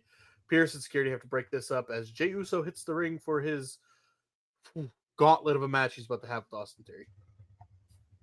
I don't think you understand what the word gauntlet means. But anyways, Grayson Waller is out here with Theory just to watch Theory get speared and lose the match in 30 seconds. It really wasn't even much of a spear, dude. No, seriously, Jay needs to find a different finisher if that's going to be how he spears because it looks like shit. Crossbody. It's not good at all. It doesn't look like it actually does anything. He needs something more flippy. Post-match, Uso tries to dive onto the villains, but doesn't quite clear the rope. Like, oh yeah, I thought he died. He gets back in. He's like, I'm cool. I got it. I'm cool. Yeet. Cool. Yeet. Yeah, thankfully he was okay because that could have been really bad. Gunther comes in for the sleeper, but Uso fights out and the brawl is on. Uso takes the title off Gunther, and we're both like, don't fucking do it, Jay. it. He did it. But he does it quickly, but then he just throws it at Gunther. Gunther bails, yeeting ensues. Yeah, pretty much it. Just a more build for Jay and Gunther. I added this to my notes. We get main event hype packages for Braun Breaker versus Finn Balor, and Cole says it's moments away, and I'm like, moments We were away. both like, how much time is left in this show? Here's a hint: it's not moments away. There's still another match in between. Corey Graves, who I think I mentioned earlier, he's on commentary with Michael Cole because Pat McAfee couldn't travel, whatever. Corey reminds us that Rhea signing her name is not legally binding. Thank you, Corey. We understand. We let the people know that. We see Adam Pearce arguing with Rhea and calls her a child. She says she won't give up. I love this so. No. Yes. No. Yes, yeah, it's the back and forth of no. And he's like, "You're a child." She won't give up the contract unless he puts her in the match. He says no, and he does leave with the contract. Bianca, Rhea, and Io brawl. So no official word on if she is going to be. I think we all know what's going to happen, but she signed the contract, dude. Her name's on it. Well, no, her signature's on it, but nowhere on that document does her name appear. Right. Yeah. It's stupid. That leads us into the upcoming Intercontinental title match between Finn Balor versus Braun Breaker. But first, we have another match ahead of that with the Creed Brothers versus LWO. You're right. Can't forget about LWO takes a win here with Mysterio hitting the 619 into the springboard splash for the pinfall at 547. Really not a lot happened in this match. I'm not really sure where this American Made shit is going, but having Ivan Allen and Creed losing all the time, you feel like Chad Gable's just going to lose his fucking mind. Or Americano Grande is going to fucking fix it all somehow. I don't know. Grande Americano. Oh, yeah. He's a coffee, man. He's a coffee drink. So, literally. Speaking of Grande Americano, post-match, the Masked Luchador comes in to jump the LWO, including some very similar, very, very noticeable German suplexes that, that's a big luchador move, apparently. Security chases him off because he's clearly not supposed to be there. Exactly. How do you get there in the first place? We'll never know. Up next, the main event. I feel like I get it, what they're trying to do, but you've seen videos of actual fans jumping the barricades and just getting absolutely rocked. Except for that one the one fan that ran on the stage, down the ramp, and tackled Seth Rollins. Yeah, but Seth Rollins got him back quick for that one. He grabbed his nuts. He gave him the old dick twist. Did you ever see that one in WCW where the fan rushed the NWO in the ring and he got absolutely demolished? That happened a lot in WCW. But you're rushing the stage with Kevin Nash, Hulk Hogan, Macho Man. Yeah. You're getting. I've been watching the Scott Hall. I've been watching the Deadlock Boys a lot recently because they like to do retros. We're gonna do the retros with like good shit, right? Like the good episodes. They do it a little different. They watch episodes that are just random, and they kind of. I agree with them. Kevin Nash was just living his best life in WCW, wasn't he? Oh yeah. He didn't do shit. He did whatever he wanted. Scott Hall as well never showed up, and is making a bunch of money. And the fact that Kevin Nash's contract was if you brought in somebody and they made more than him, he had to make the same amount is crazy to me. Like, you got it made, dude. You got creative control. So apparently Kevin Nash, this is a little tangent, but he was in the back and people were like, I think I need a raise. I'm going to go talk to Bischoff. And Kevin Nash is like, yeah, make it a big one. You need a big raise, dude. Get you a big one so you can make the same money. It's crazy. I think Scott Hall and Hulk Hogan had that deal as well.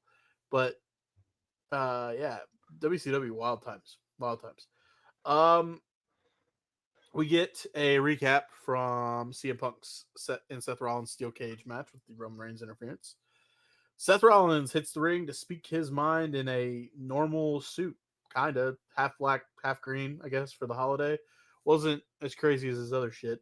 The crowd is singing very loudly Seth's song, of course. He hits the welcome to, you get it, visionary revolution, blah, blah, blah. Cut to the chase, Seth, all right? He compliments the crowd, they cheer, and then the CM Punk chants start. Seth starts with Roman, says he isn't mad at Roman because he would have done the same thing. Says Roman always needs his architect. Calls Punk the luckiest loser ever. Says with a few more minutes in that cage, he would have ended Punk.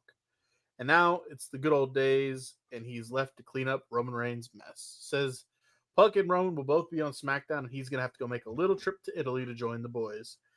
He closes by hyping up the main event and how awesome the crowd has been all night long. We get a rundown of here's what's coming next week on Raw in Glasgow, Scotland. There is a mystery tag team partner for Jey Uso in his match against A-Town Down Under. RK speculation. Who is that going to be? Ray Phoenix. Yeah, I think it's going to be Joe Hendry. I thought you were going to say Rusev for a second. I was like, okay. All right. No, but yeah, Joe Hendry's already doing a he has a scheduled Raw concert after Raw that night. Yeah, so there you go. It's going to be Joe Hendry. Kathy Kelly is backstage with AJ Styles. AJ runs down Logan Paul, but Karrion Kross shows up to offer a different perspective. Says that AJ is not mad at Logan, but he's mad at himself that it took AJ 17 years and Logan way less time. AJ says he knows what Karrion is doing and it won't work. AJ walks away. Karrion looks at Scarlett and says, I think it's working. Karrion Kross in any limited time he gets is great. The fact that he's wearing his hair just like AJ Styles' hair now, just because that's what he does when he's going after somebody, is awesome. We see Braun Breaker, who is headed to the ring. He has a nice little stare down with Penta before he hits his entrance. And then we get a good old Triple H throwback video about his return from injury at the Garden, hyping up his Hall of Fame induction. Yeah, and that leads us into the upcoming match from an hour and 25 minutes earlier, the Intercontinental title match. Finn Balor versus Braun Breaker. Braun Breaker retains at 12:32 with a Frankensteiner into a super spear. Balor not winning isn't the biggest surprise here, but what matters is Breaker gets a big win on his way to WrestleMania, probably against Penta, I would assume. We'll see, man. But didn't we speculate a ladder match with that title? Yeah, but I don't see that happening now. It just doesn't, unless they build something quick. Vince Russo, I hate giving this guy something, but he's pointed out that this road to WrestleMania hasn't been that great. Outside of the main stuff, sure. Yeah. Outside of the main titles, he's not wrong. I'm really looking forward to this build we get. I mean, he used a lot more colorful words to explain it, but if he had just come out and said, anyways.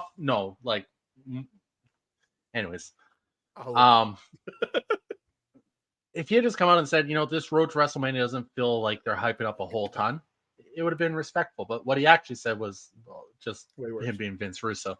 But anyways, nonetheless, it doesn't feel like a lot of the other stuff's really feeling that big of a deal. Like Jey Uso versus Gunther. Yeah, okay. That got swept under the rug so fast when John Cena. Damian Priest versus Drew McIntyre.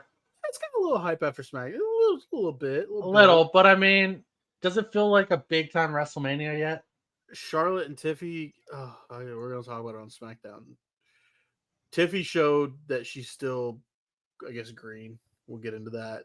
Charlotte mopped the floor with her ass. Besides Cody and Cena, I think we'll get a big build for Punk, Seth, and Roman. I think that's been building. So yeah, but it's WrestleMania 2 nights, and we getting build for maybe 2-3 big matches. Io and Bianca and maybe Rhea, I guess. By the way, there's been an argument online that should main event night 1, and I'm like, shut the fuck up. It's not gonna happen. Yeah. Anyways, I mean, yeah. Judgment Days, woes continue. All that stuff, but the big, yeah, I know. Raw was good, but it was overshadowed because it was a half an hour John Cena promo, and everything after just didn't Right. feel as important. Yeah.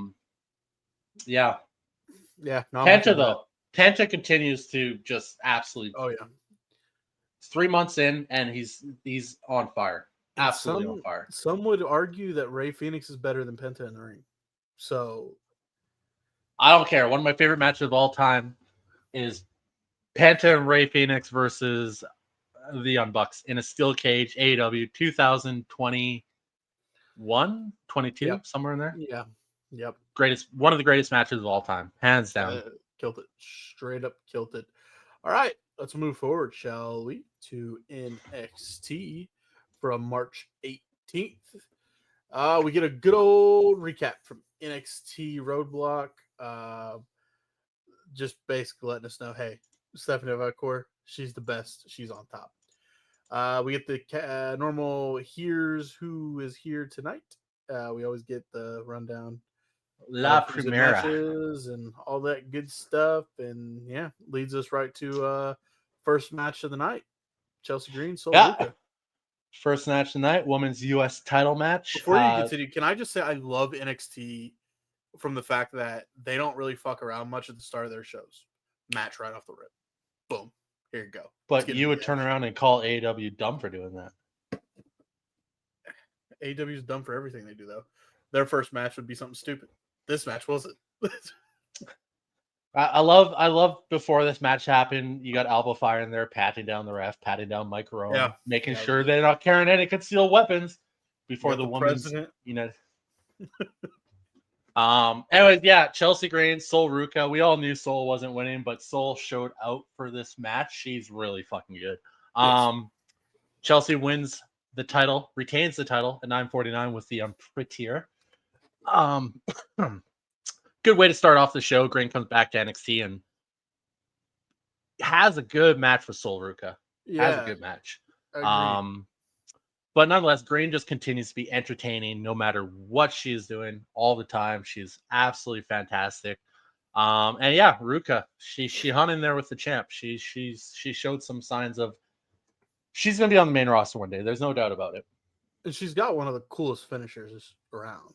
So let's go backstage where Trick is there. Javon Evans pops up and says he understands what Trick means now, and Trick cuts him off because he's still being a little ass bitch.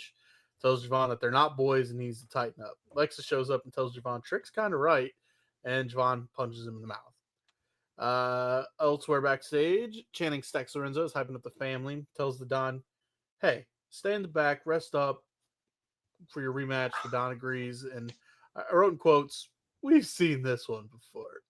You're gonna leave him all by himself in the dark locker room. Not even the locker room. He's back in the fucking warehouse. Yeah. What are we doing? What are we doing? Yeah, so yeah, me and RK basically were like, yeah, we've seen this one before.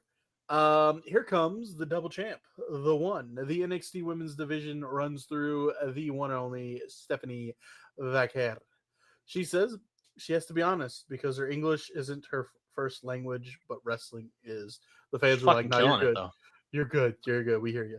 She says she could have went to any promotion, but she chose NXT to make history.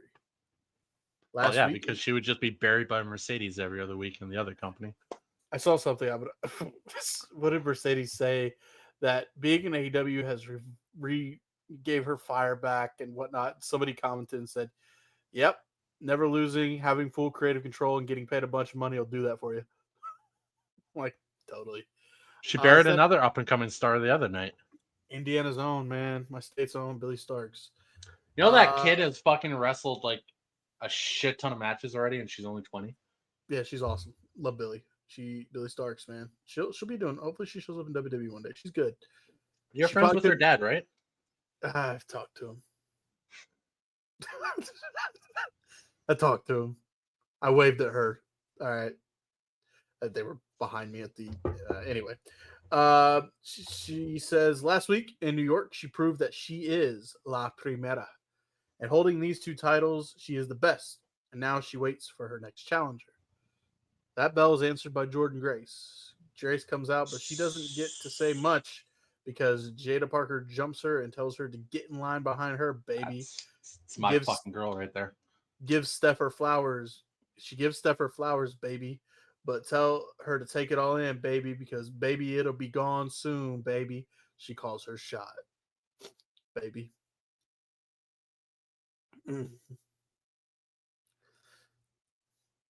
What? Just That many. just replaying what she said. That's what she said. I don't know, man, but I'm having some glitchy issues on my time side here. Is it the next match already? 1 second, I'm gonna plug into. It's not. It's not. It's not. You got time here. Well, kind of. Hank and Take, they get hyped up. They're getting hyped up in the back because they're going to be extreme in their next match. Yeah, that's because they're Hardy Boys now. Yeah. And that leads us into the next match: Hank and Tank versus Yoshiki Inamura and Josh Briggs. Yoshiki and Josh take the win here after Inamura top rope supercharged splash for the pin at 5:45.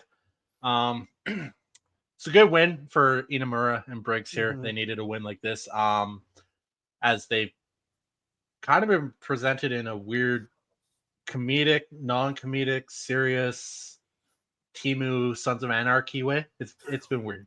Yeah. A little bit. It's not a huge breakthrough because Hank and Tank ain't really all that established yet. But I mean, it's better than having them lose yet another match. So it's a start. I do think there's something there with the two of them. They are interesting. I think they just need to tighten the story a little bit better around them. Agreed. Backstage, Eddie Thorpe is with Ridge Holland. And they're kind of talking. They got some stuff in common. They talk some shit about Trick and Ricky Saints, calling them sports entertainers, not wrestlers. They both promise to handle their business tonight. New friends, Thorpe and Ridge, maybe. Yeah, no, totally. D'Angelo family versus the Calling, with Tony staying backstage in the dimly lit warehouse by himself with For sure. nobody protecting him whatsoever, because it's a lot safer back there than at ringside, where Sean Spears could jump him and Tony Right. wouldn't have any help whatsoever to fend that off. It's better that he stays back in a dimly lit warehouse by himself. You're on fire. Yeah, you're cooking. This match got a little time, 10.5 minutes. Stacks does take the win. No, sorry, I got that backwards. I can't read what I have written here. Vance gets the win over Stacks with the reverse Death Valley driver. Energetic match. The women, Adriana. What? Yeah, no, I was going along with it. They just kept fucking fighting. Oh yeah, fantastic. They're the most fun in this whole thing. They just kept going. Rizzo is a little firecracker. I really like Rizzo. Well, it was just funny because like Rizzo got shitty, ran at her, they rolled out the ring. Some shit goes on in the ring, and the next thing you know, Izzy does something else, and Rizzo's like, "Oh, you want to do this shit again?" Gets her, and they roll out again. I'm like, "Go get her." Good shit. It's good first showing for the Call-In as the actual group, the Call-In. Vance, man, he got to show out a little bit in this match. The dude's a beast. Yeah. But yeah, I see them being a big time faction moving forward in NXT, probably for the next little while here. Yeah, feuding with the family. Yeah, I'm interested.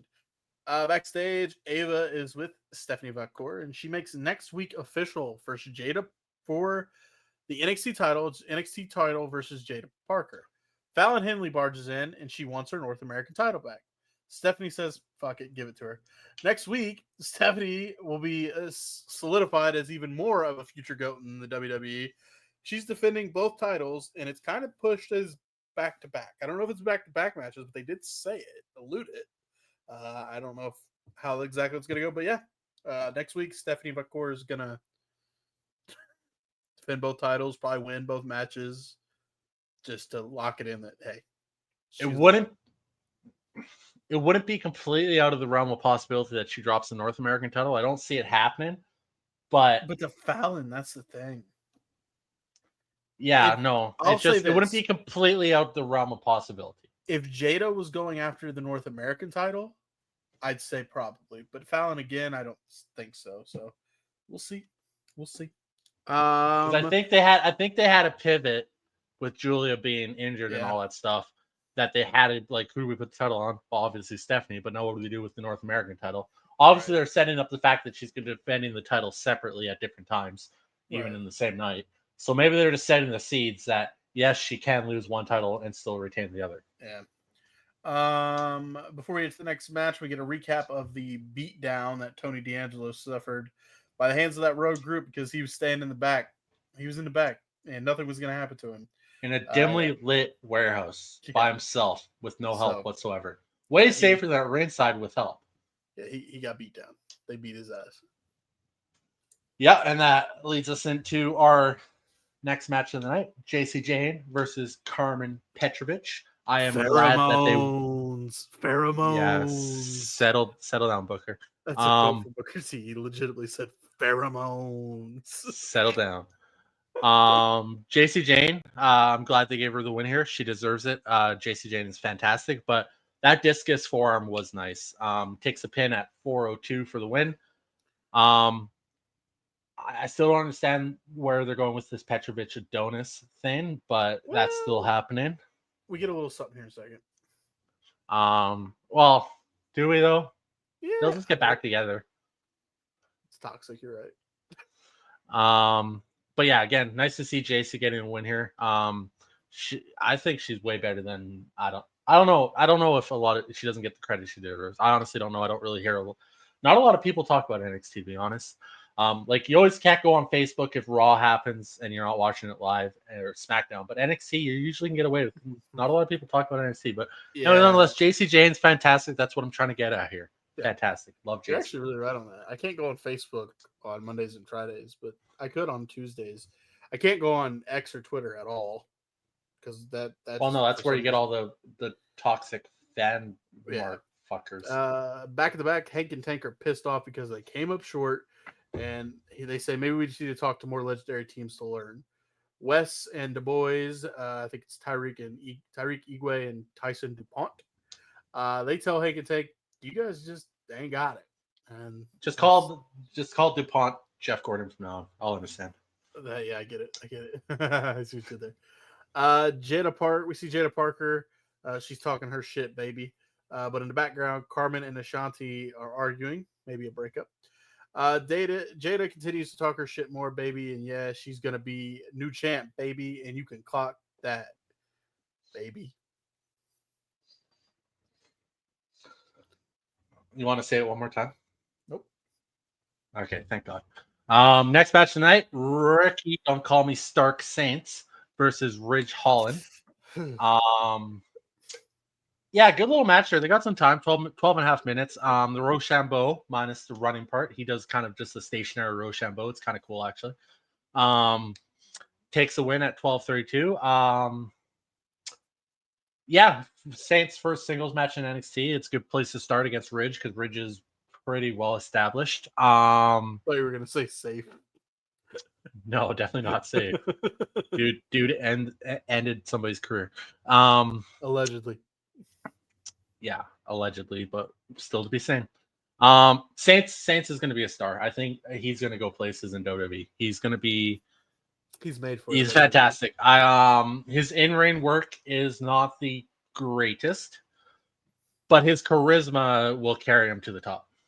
Through the roof. We'll get to that in a minute. Roast of WrestleMania.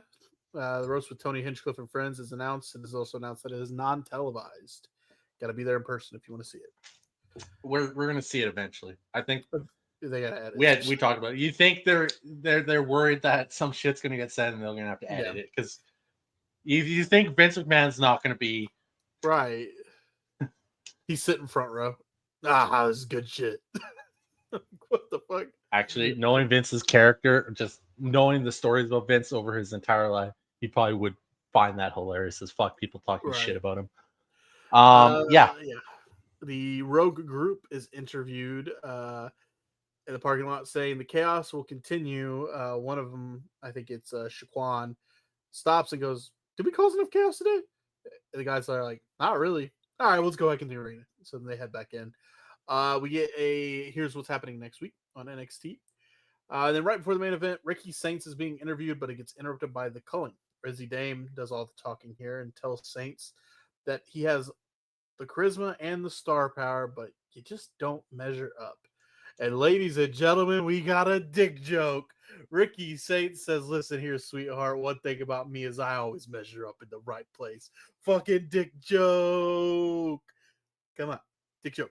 Woo! What I found more hilarious was when Ricky Saints looked at Sean Spears and say, you can't be laughing at that." The Cullings leave. Spears and Saints have a stare down where Spears golfs. And Saints says right back at him. We got a dick joke though. Saints his charisma's off the Yeah, fucking dude, charts, man. Off the charts. insane. That's why I said he was made for WWE. Yeah, He his fits it his perfect. charisma will carry him to the top of the business, guaranteed. He You- is 100%.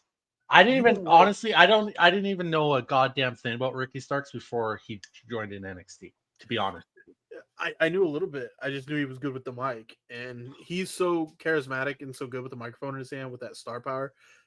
That's the type of charisma and star power that give you world titles. It just is. yeah, You talk your way he'll into a world be title. top of the business, guaranteed. Oh yeah. And that leads us into, I guess, what you could call our final match of the night. Eddie Thorpe versus Trick Williams. And what the fuck was that? I mean, 3 minutes and 54 seconds. I mean, they're building this up to be a big, huge fucking match.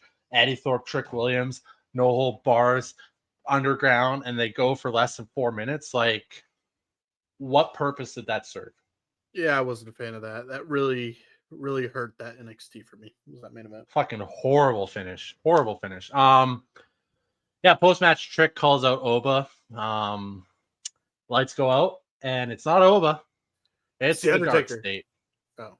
And Javon comes in, and he starts getting into it with the Evolve wrestlers. And Evans hits a cutter. Yeah, a lot of shit was happening. Well, I don't know. My biggest takeaway was he runs up to Eddie and Trick, and he's like, "Guys, let's go. Oh, yeah, that's right. We need to work together." And Trick's still a little bitch. It's like, "Get the fuck off me!" It's like, "All right, fuck you." But yeah, then he hits the cutter on Oba, which made me ask you this question: No, could Javon Evans no, win the no, world title at Stand and no, Deliver? no, no. I knew where you were going with that right off. Not a fucking chance in hell. Is Javon Evans the one to potentially beat Oba Femi? No. Okay. No. If they do that, I will fucking hate every second of it. Okay.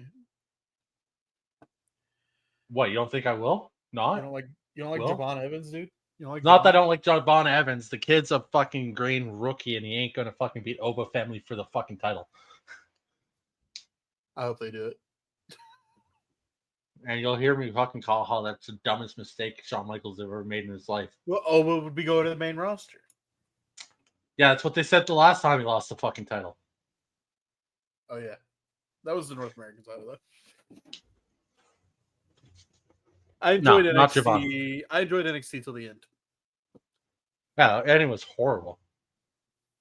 Okay. Well, What would make more sense is them having the underground fight and the Dark State or somebody comes and interferes and it becomes a brawl. Not just the match ends at 4 minutes and then they do that shit. well, yeah, the Dark State didn't even get in the ring, did they? Well, it was kind of cool they did because they were starting to go down and then all the chaos ensued and they're like, oh, okay, they already got this shit. Look, we ain't even got to do anything, and they're handling the business. Yeah, whatever. Alrighty. Smack down to wrap up the show reviews of this week. It is Friday Night SmackDown, March 21st, and they are in Bologna, Italy. Here's who's in the building. Lock in. We're ready for Friday Night SmackDown. Kicking us off, it's Randall Keith Orton, Mr. RKO himself. Kicks us off. The crowd is loud and screaming Randy's music and showing us North American crowds how much we suck. Before Randy can even say a word. Did you notice how the NXT crowd was trying to get into the fucking chanting stuff on NXT? Know your role. Yeah. Didn't fucking hit the same. Even the NXT crowd is still, in developmental. Although the NXT crowd does get pretty hot sometimes, so they get rambunctious. Before Randy can even say a word, Kevin Owens' music hits. He asks Randy to just listen to him. Kevin Owens says he was wrong for attacking and hitting him with a pile driver, but Sammy and Cody, they fucking deserved it. Randy picking Cody over him made him mad, and Randy, of all people, should understand that. Kevin says he can forgive him for choosing Cody's side if Randy can forgive Kevin for beating him up and hitting him with a pile driver. I'm like, when he said that, I'm like, those two things don't add up. You hit him with a pile driver, and he chose Cody's side. Those don't equal the same thing. Kevin says he stepped in and pulled Carmelo from a punt kick last week to save Randy from himself because no one wants to see Randy Orton running around punting people. Am I right? No, we definitely want to see that. Boo, we want to see it. Kevin Owens proposes that they team up and they go for the tag titles at WrestleMania. Randy basically just says, "No, fuck you," and the horse you rode in on. Shove all of what you just said up your ass. You used to be a fight Owens fight, and now you're all bitch Owens bitch. Randy says he's happy Kevin dropped him on his head because now he hears voices again. And at WrestleMania, he's going to kick Kevin's head off of his damn shoulders. Cool. There's the build for KO and Randy Orton. Drew and Damian, we get a recap of their brawl from last week, which leads us to the kickoff match. Yep, after the good old Randy Orton opening, SmackDown. Yeah, you knew what they were doing there. We get the first match tonight: Damian Priest and Jimmy Uso versus Drew McIntyre and Shinsuke Nakamura. Talk about a house show match. Have you ever seen one? Yeah, no shit. Damian Priest pins Nakamura. Damian Priest pin that was correct. It just sounded really weird. Damian Priest pins Nakamura at 7:43 after the South of Heaven. Yeah, this match felt weird because Jimmy and Shinsuke being there they were there kind of floating because the whole thing was Priest versus McIntyre in their build towards WrestleMania. I don't know. It's just weird fucking match to have to the further that feud. casual. Let's just throw you in a tag match because we don't want to give them the full thing yet. Yeah, just weird, very weird. Post match, McIntyre jumps Priest, of course, promising that the beatings will be on site every time. Priest's head is rammed into the mat, and McIntyre adds a claymore. Yeah, beat the shit out of him. LA Knight is backstage with Braun Strowman. Knight hopes Braun sets Jacob back to factory settings in their match later. Braun reveals that the match with Jacob Fatu is actually a number one contenders match. And he's going to beat Fatu and win, and he's going to beat LA Knight to take the U.S. title and punch his ticket to WrestleMania. We get a Tiffany Stratton and Charlotte Flair brawl recap here, and then a sit-down interview where they're mic'd up in separate rooms, and Joe Tessitore You know what I want to do next week? I want to time all the recaps on a SmackDown, because on SmackDown it feels like a third of the show is just fucking recaps. Yeah, here's what happened last week, and also here's what happened on Raw this week. Yeah, you're right. So Joe Tess starts asking the questions. He starts with Tiffany, and by the way, this is the only time that Joe Tess talks here. As he goes to talk with Tiffany, Ric Flair cuts him off and says the Queen speaks first. Flair says, Ric Flair, eh? Ric Flair again. Ric Flair, dude, he's there. He's woo. Charlotte Flair cuts him off and says the Queen speaks first. Charlotte says everyone just tries to be like her. And at Mania, Flair will share her spotlight with a wannabe. And, because she's blonde and she can do a backflip, it doesn't make her, Charlotte. Charlotte is running down Tiffany here, kind of burying her with her words. Tiffany kind of sticks to the script, in my opinion, saying, "Oh, well, all you do, Charlotte, is you throw water on a fire so you can stay on top." Tiffany says at Mania she'll prove that the WWE Universe does not bow to Charlotte Flair anymore, but that they run on Tiffany time.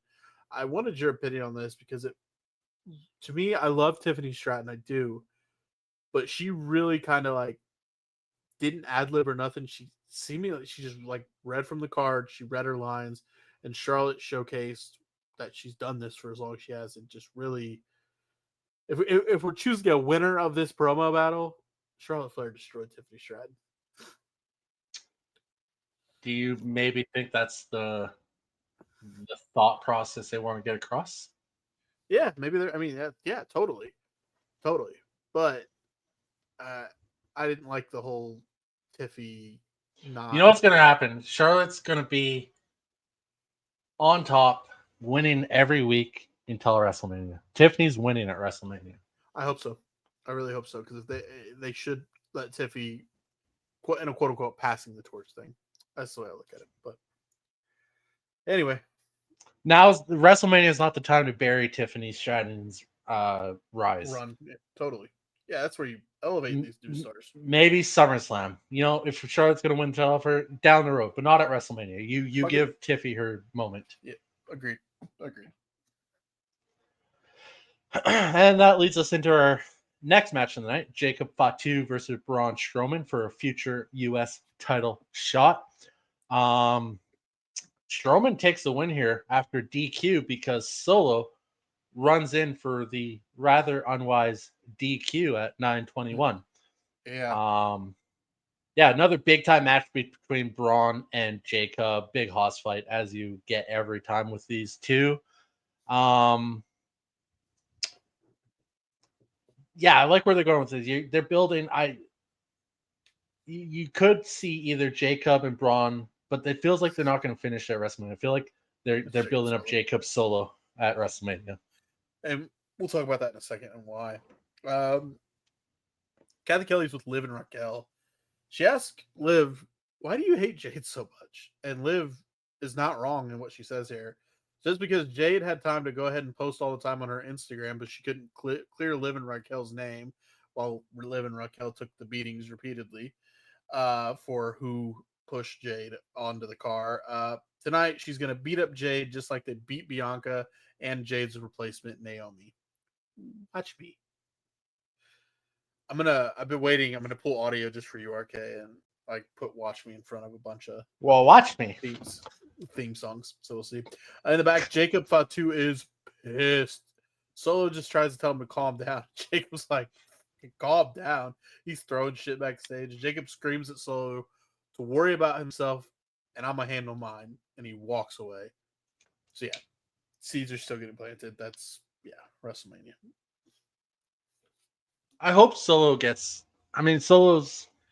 If that match is at Mania, I don't see Solo beating Jacob Fatu at WrestleMania. No, and I don't see it either. But I'm just saying, I hope Solo doesn't fade out, if that makes sense. Agree. Ever since he lost the Ufalafa, it's been kind of weird sailing. I really hope so because Solo showed such great growth last year. He did totally. To have him just fade out would feel like a disservice to him. Yeah, you're right. Yeah. Anyways, next match of the night: Piper Niven versus Spicy Habanero Zelina Vega. Zelina Vega looks like she's gonna have the win here after the 619 connects, but Fire Alba offers a distraction, which lets Piper Niven hit a crossbody for the win at 12:15. It really feels like they're starting to build Vega here for a big push towards Chelsea Green's title.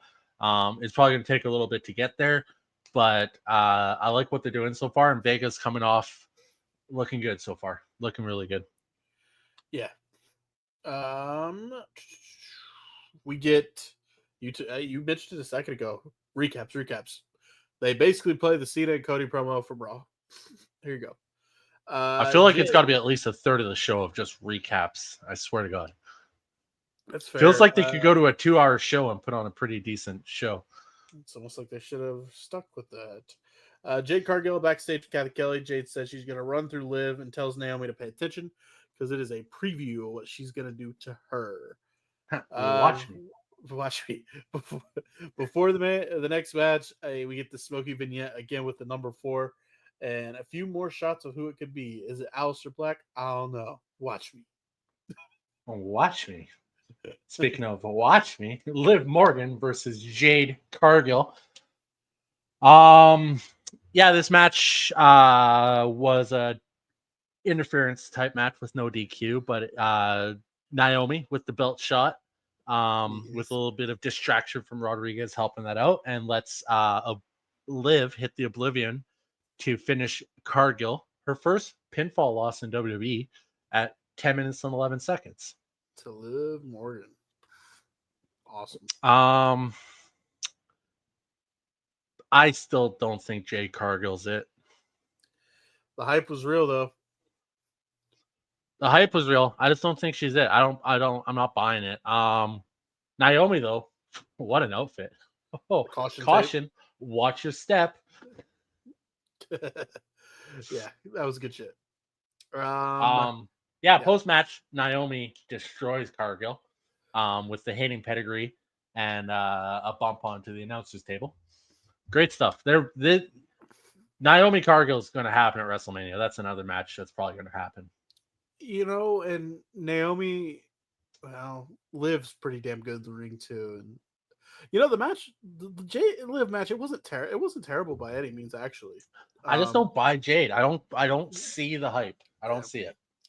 Kathy Kelly's in the back with Drew McIntyre, who we do see the hype in, and asked Drew, "Where does this end?" Drew says it didn't start. He didn't start this, but he's going to finish it. That emo vulture Damian Priest started it, and he will see him next week in London. As he walks away, he runs into Seth, who is in just a wild ass outfit. Not shocked at this, by the way. He chuckles at Drew, and he walks along. Wasn't really that wild. It was like a blue. It was the goggles. Suit. It was the goggles that I don't know what the fuck that was. The Street Profits make their entrance with a little bit. It is a new theme, by the way. With start off. We want this. It was pretty cool. You deserve it chants from the Italian crowd. They do deserve it, by the way. Tez says for the first time in 4 years, your new tag team champions. Dawkins says it's about damn time. He hits a Suey. Tez gets serious. Says he knows he can always count on his brother. They're just happy to be champs. Legato Del Fantasma interrupt with Santos speaks a little Italian for the cheap pop. Santos says, too bad this run is going to end abruptly. And before he can continue talking his shit, we hear Yes Boy, Pretty Deadly come out, who are the number one contenders, by the way. Legato they say Legato needs to step aside. Santos screams, we will not. When he did this, Santos screamed back at Pretty Deadly is just, we will not step aside. And Pretty Deadly are like, I don't know why, but Pretty Deadly has massively grown on me as a tag team. They're fun. They're a lot of fun. And as this, as Santos is screaming, you just immediately just hear, whoa, whoa, whoa, whoa, whoa, whoa, whoa, whoa, whoa, whoa. It's Montez. He says, we need to get something tonight.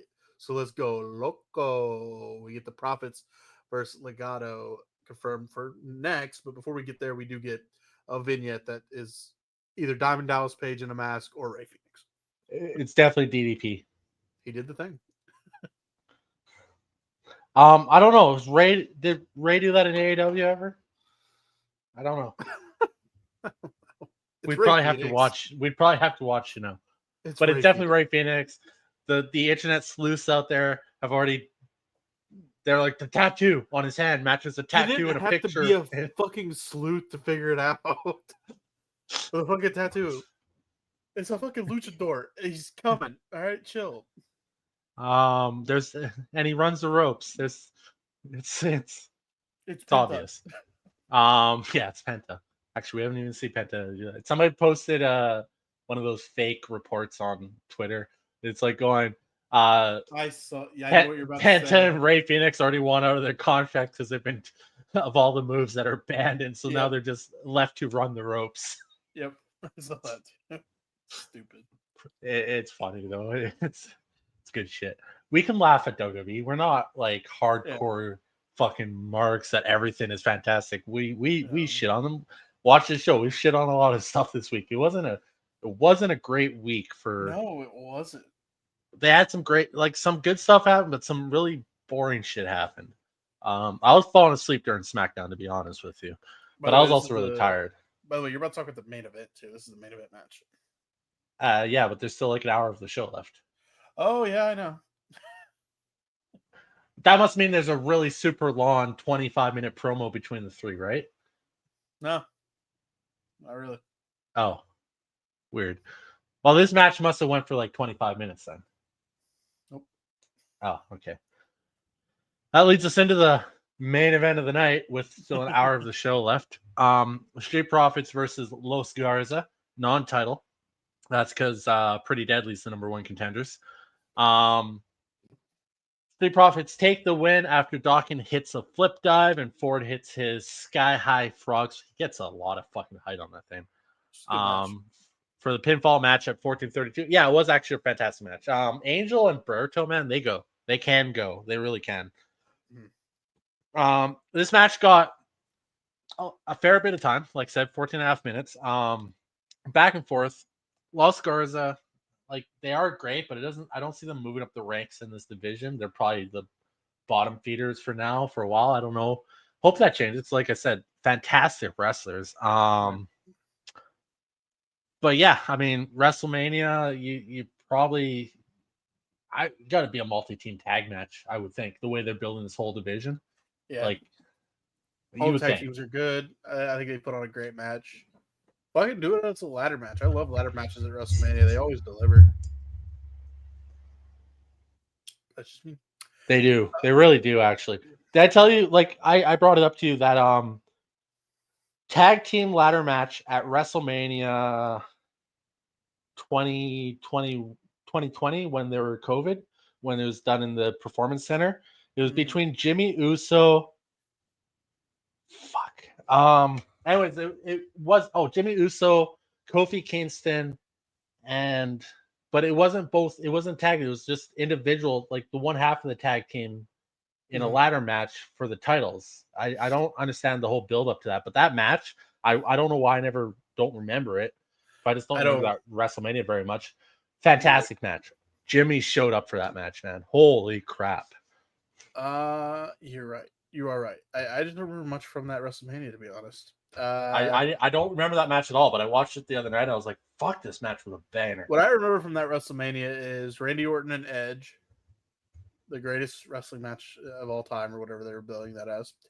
That was Cena and Bray Wyatt, the Firefly Funhouse stuff, Night 2, yeah, and then the Taker AJ Styles stuff as well. yeah, which was the Boneyard match. Anyway, Pretty Deadly backstage run into DIY, who are happy for the Yes Boys, and they offer some quid pro quo. They help Pretty Deadly win the titles, and Pretty Deadly give them a title shot. Pretty Deadly go, no boy, and they leave. Oh, that's what fucking happened. Sorry, I'm going to break you up on that. So the SmackDown Tag Team Championship was defended in a triple threat ladder match, WrestleMania 36. The match was originally scheduled as a tag team triple threat ladder match in which The Miz and John Morrison were to defend the titles against the Usos and the New Day. But The Miz fell ill with COVID, so they still had the match go on and just have one half of each represent. Absolutely fantastic match. And the ending was super cool too, because all three of them were holding on to the titles at the same time, and they got it off the hook and they're all holding on. And then they knocked Morrison off the ladders and he just kind of fell with both the titles. Fucking great match. Jimmy showed out in that match, so holy fuck. Go watch it. Great match. Great fucking match. Yeah. Backstage still Motor City Machine Guns run into DIY and they're like, hey, what's up? Remember us? Well, stay tuned because we're going to get you because you're now in the back of the line to the tag titles with us. And then we get a here's what's coming next week because they're in London, England. All right, closing the show here. Roman Reigns, Seth Rollins, and CM Punk are all under the same roof at the same time.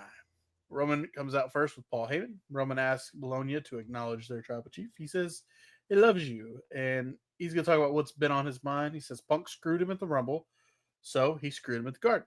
Seth tried to kill him at the Rumble, so he tried to kill Seth at the Garden. He's not a bad guy here. He says he's got time, so who wants to talk? Seth Rollins is the one to answer this call first. I wrote, and Punk says he looks like Grimace, which, fuck, it was good. Better than what I wrote. I wrote that Seth is dressed up like a karate master from the dojo of Foster's Home for Imaginary Kids. No, not nearly as good. Not. I'll work on it for next week. Seth says like the WWE's in America, and right now you're in Japan with with that shit. Yeah. Seth says, Roman, you messed up because you didn't let Like, Seth. they're WWE and you're AEW. Mm-hmm. Seth says, Roman, you messed up because you didn't let Seth finish. It's Punk like when he had the.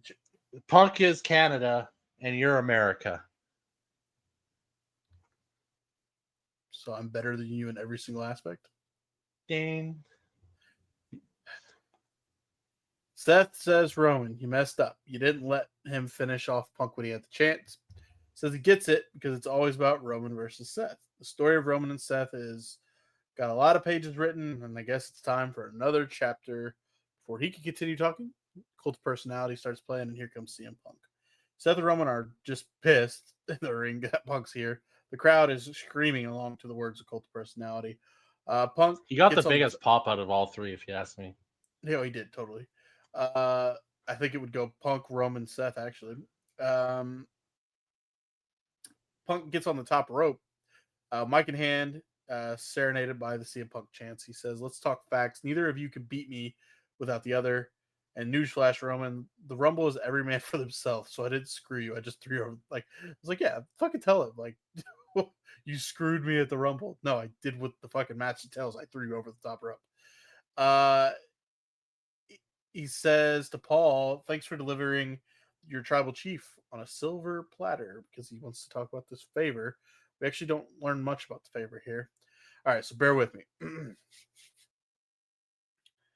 So he jumps on Roman and Seth, or jumps on Roman. Seth jumps in, and they're just brawling back and forth. Punk at one point, he climbs on the announcer table. He points at Seth and Roman, and then the Mania sign. Seth dives onto all of them, stands up. Guess what? He points at the WrestleMania sign.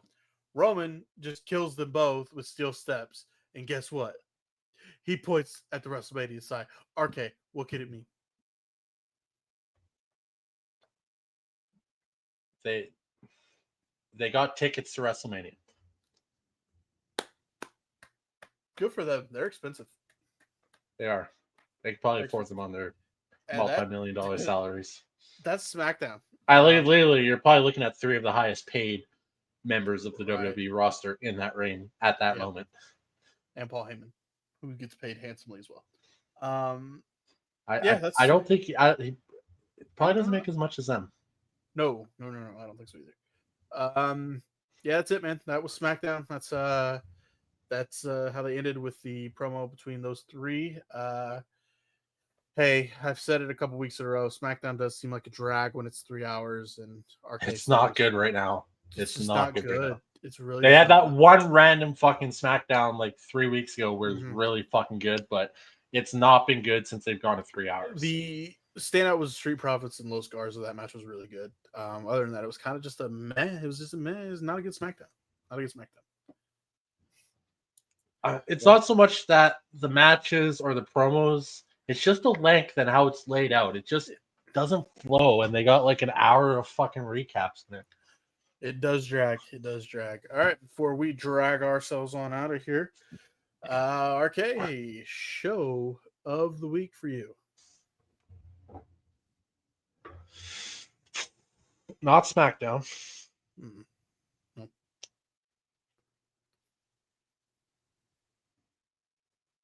Raw wasn't overly great either. I'd have to give it to NXT again.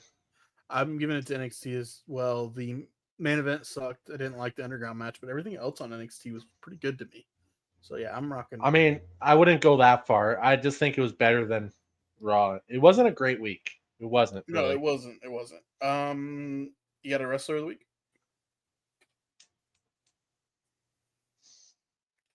I don't have one right now. I'm thinking very hard.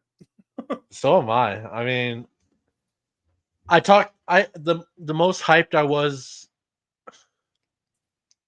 Wow, fuck. The most hyped I was this week was about Ricky Saints. I gotta give it to Ricky Saints. I'm going with. I'm gonna give it to Montez Ford because he's a fantastic single star. He could be. Have you seen the argument that's sheep going everywhere with him and Will Ospreay? No. So the spot where Los Garza had Montez up in the air on the top rope, and he got out of it, and he looked back at him, and they were shocked. It's similar to what Will Ospreay did when he did a flip at one point and turned around, and in New Japan they were shocked. And Montez put a tweet out, and this is a little, sure it could be a little dead air, but this started to cause controversy because he put that out and said, when there's a will, I'm the better way. Yeah. So people were like, he's compared himself to Will Ospreay and blah, blah, blah. He's not better than Will Ospreay. And here's what I'll say to you. If Montez Ford was a singles star, he'd be better than Will Ospreay. Because what Montez Ford brings that Will Ospreay doesn't, Will Kim is better than Montez in the ring. I'm not arguing that. But in the WWE, where... Well, no, you can't say that because we don't get to see Montez wrestle singles matches. That's fair. That's fair. If we only saw Will in tag matches all the time, we wouldn't get to see his full arsenal. Okay, that's fair. But then, in my opinion, Montez Ford with a microphone in his hand is 10 times better than Will Ospreay with a microphone in his hand. So here's... Will Ospreay's promos are perfectly fine, but he comes off as Will Ospreay, if that makes sense. Montez Ford comes off as a character, as a larger than life character. Will Ospreay just comes off as Will Ospreay. Like, I believe watching Will Ospreay cut his promos, if you knew Will Ospreay in real life, you're hanging out at the pub, that's probably how he exactly is. Montez Ford, and this is what they say about wrestling, take your own personality and dial it up to 100, right? I feel that's what Montez does, whereas Will Ospreay is just Will Ospreay, if that makes any sense. No, it does. Translation, Montez is way more charismatic than Will Ospreay. Yes. And Will Ospreay's fantastic in the ring. I'm not saying he isn't, but Montez Ford can do some of the shit that Will Ospreay can do too, though. But we haven't seen the full arsenal, like you said, as a singles wrestler. So you don't get to see it all. It's hard to judge. I do think if Montez was a single star, though, he'd be better than Will Ospreay in the WWE. If you put him in AEW, it's pointless. But Montez is like very similar to Ricky Saints in the aspect of you hand that dude a microphone, he's going to cut a good promo. But he's off the charts when he cut in promos, man. It just was a big argument going on Twitter for some reason because he said the way he said it, when there's a will, I'm the better way. I was like, all right. Yeah, so what? Wrestlers can't talk shit. Like, fuck off. Right. All right. Do you think Sidney Crosby goes out there and says to like fucking like Alex Killorn of Tampa Bay, go, hey man, I think you're probably I'm better than you, sorry. Like, I don't think he does. Talk your shit. Yeah. So what? But he could, yeah. Well, that's a wrap. That's a wrap on episode. It's a horrible example. I was trying to dig and I got nothing. Episode number 46. That's a wrap. Yeah, just a weird week of wrestling, man. Prepping for a new week coming up here. IC title main event match, or maybe not. I don't know. But Braun Breaker versus Penta happening on Monday Night Raw. That'll be interesting. Joe Hendry most likely showing up on Raw as well. Stay tuned to the channel for any video updates. And, of course, next week's episode. That right there, that man is RK. I am Kurt. And we will talk to you guys next week on This Week in Wrestling. We were out. We're out. The Top Rope Renegades, we're out. I'm falling asleep right now. I'm tired, man. I'm tired. Peace out. Talk to you guys next week. This Week in Wrestling, hosted by Kurt and RK. Brought to you by Thrift Chick when you're rich, but want to look poor. Sponsored by Dr. Aikenback Clinics when you need a note to get out of a pinfall.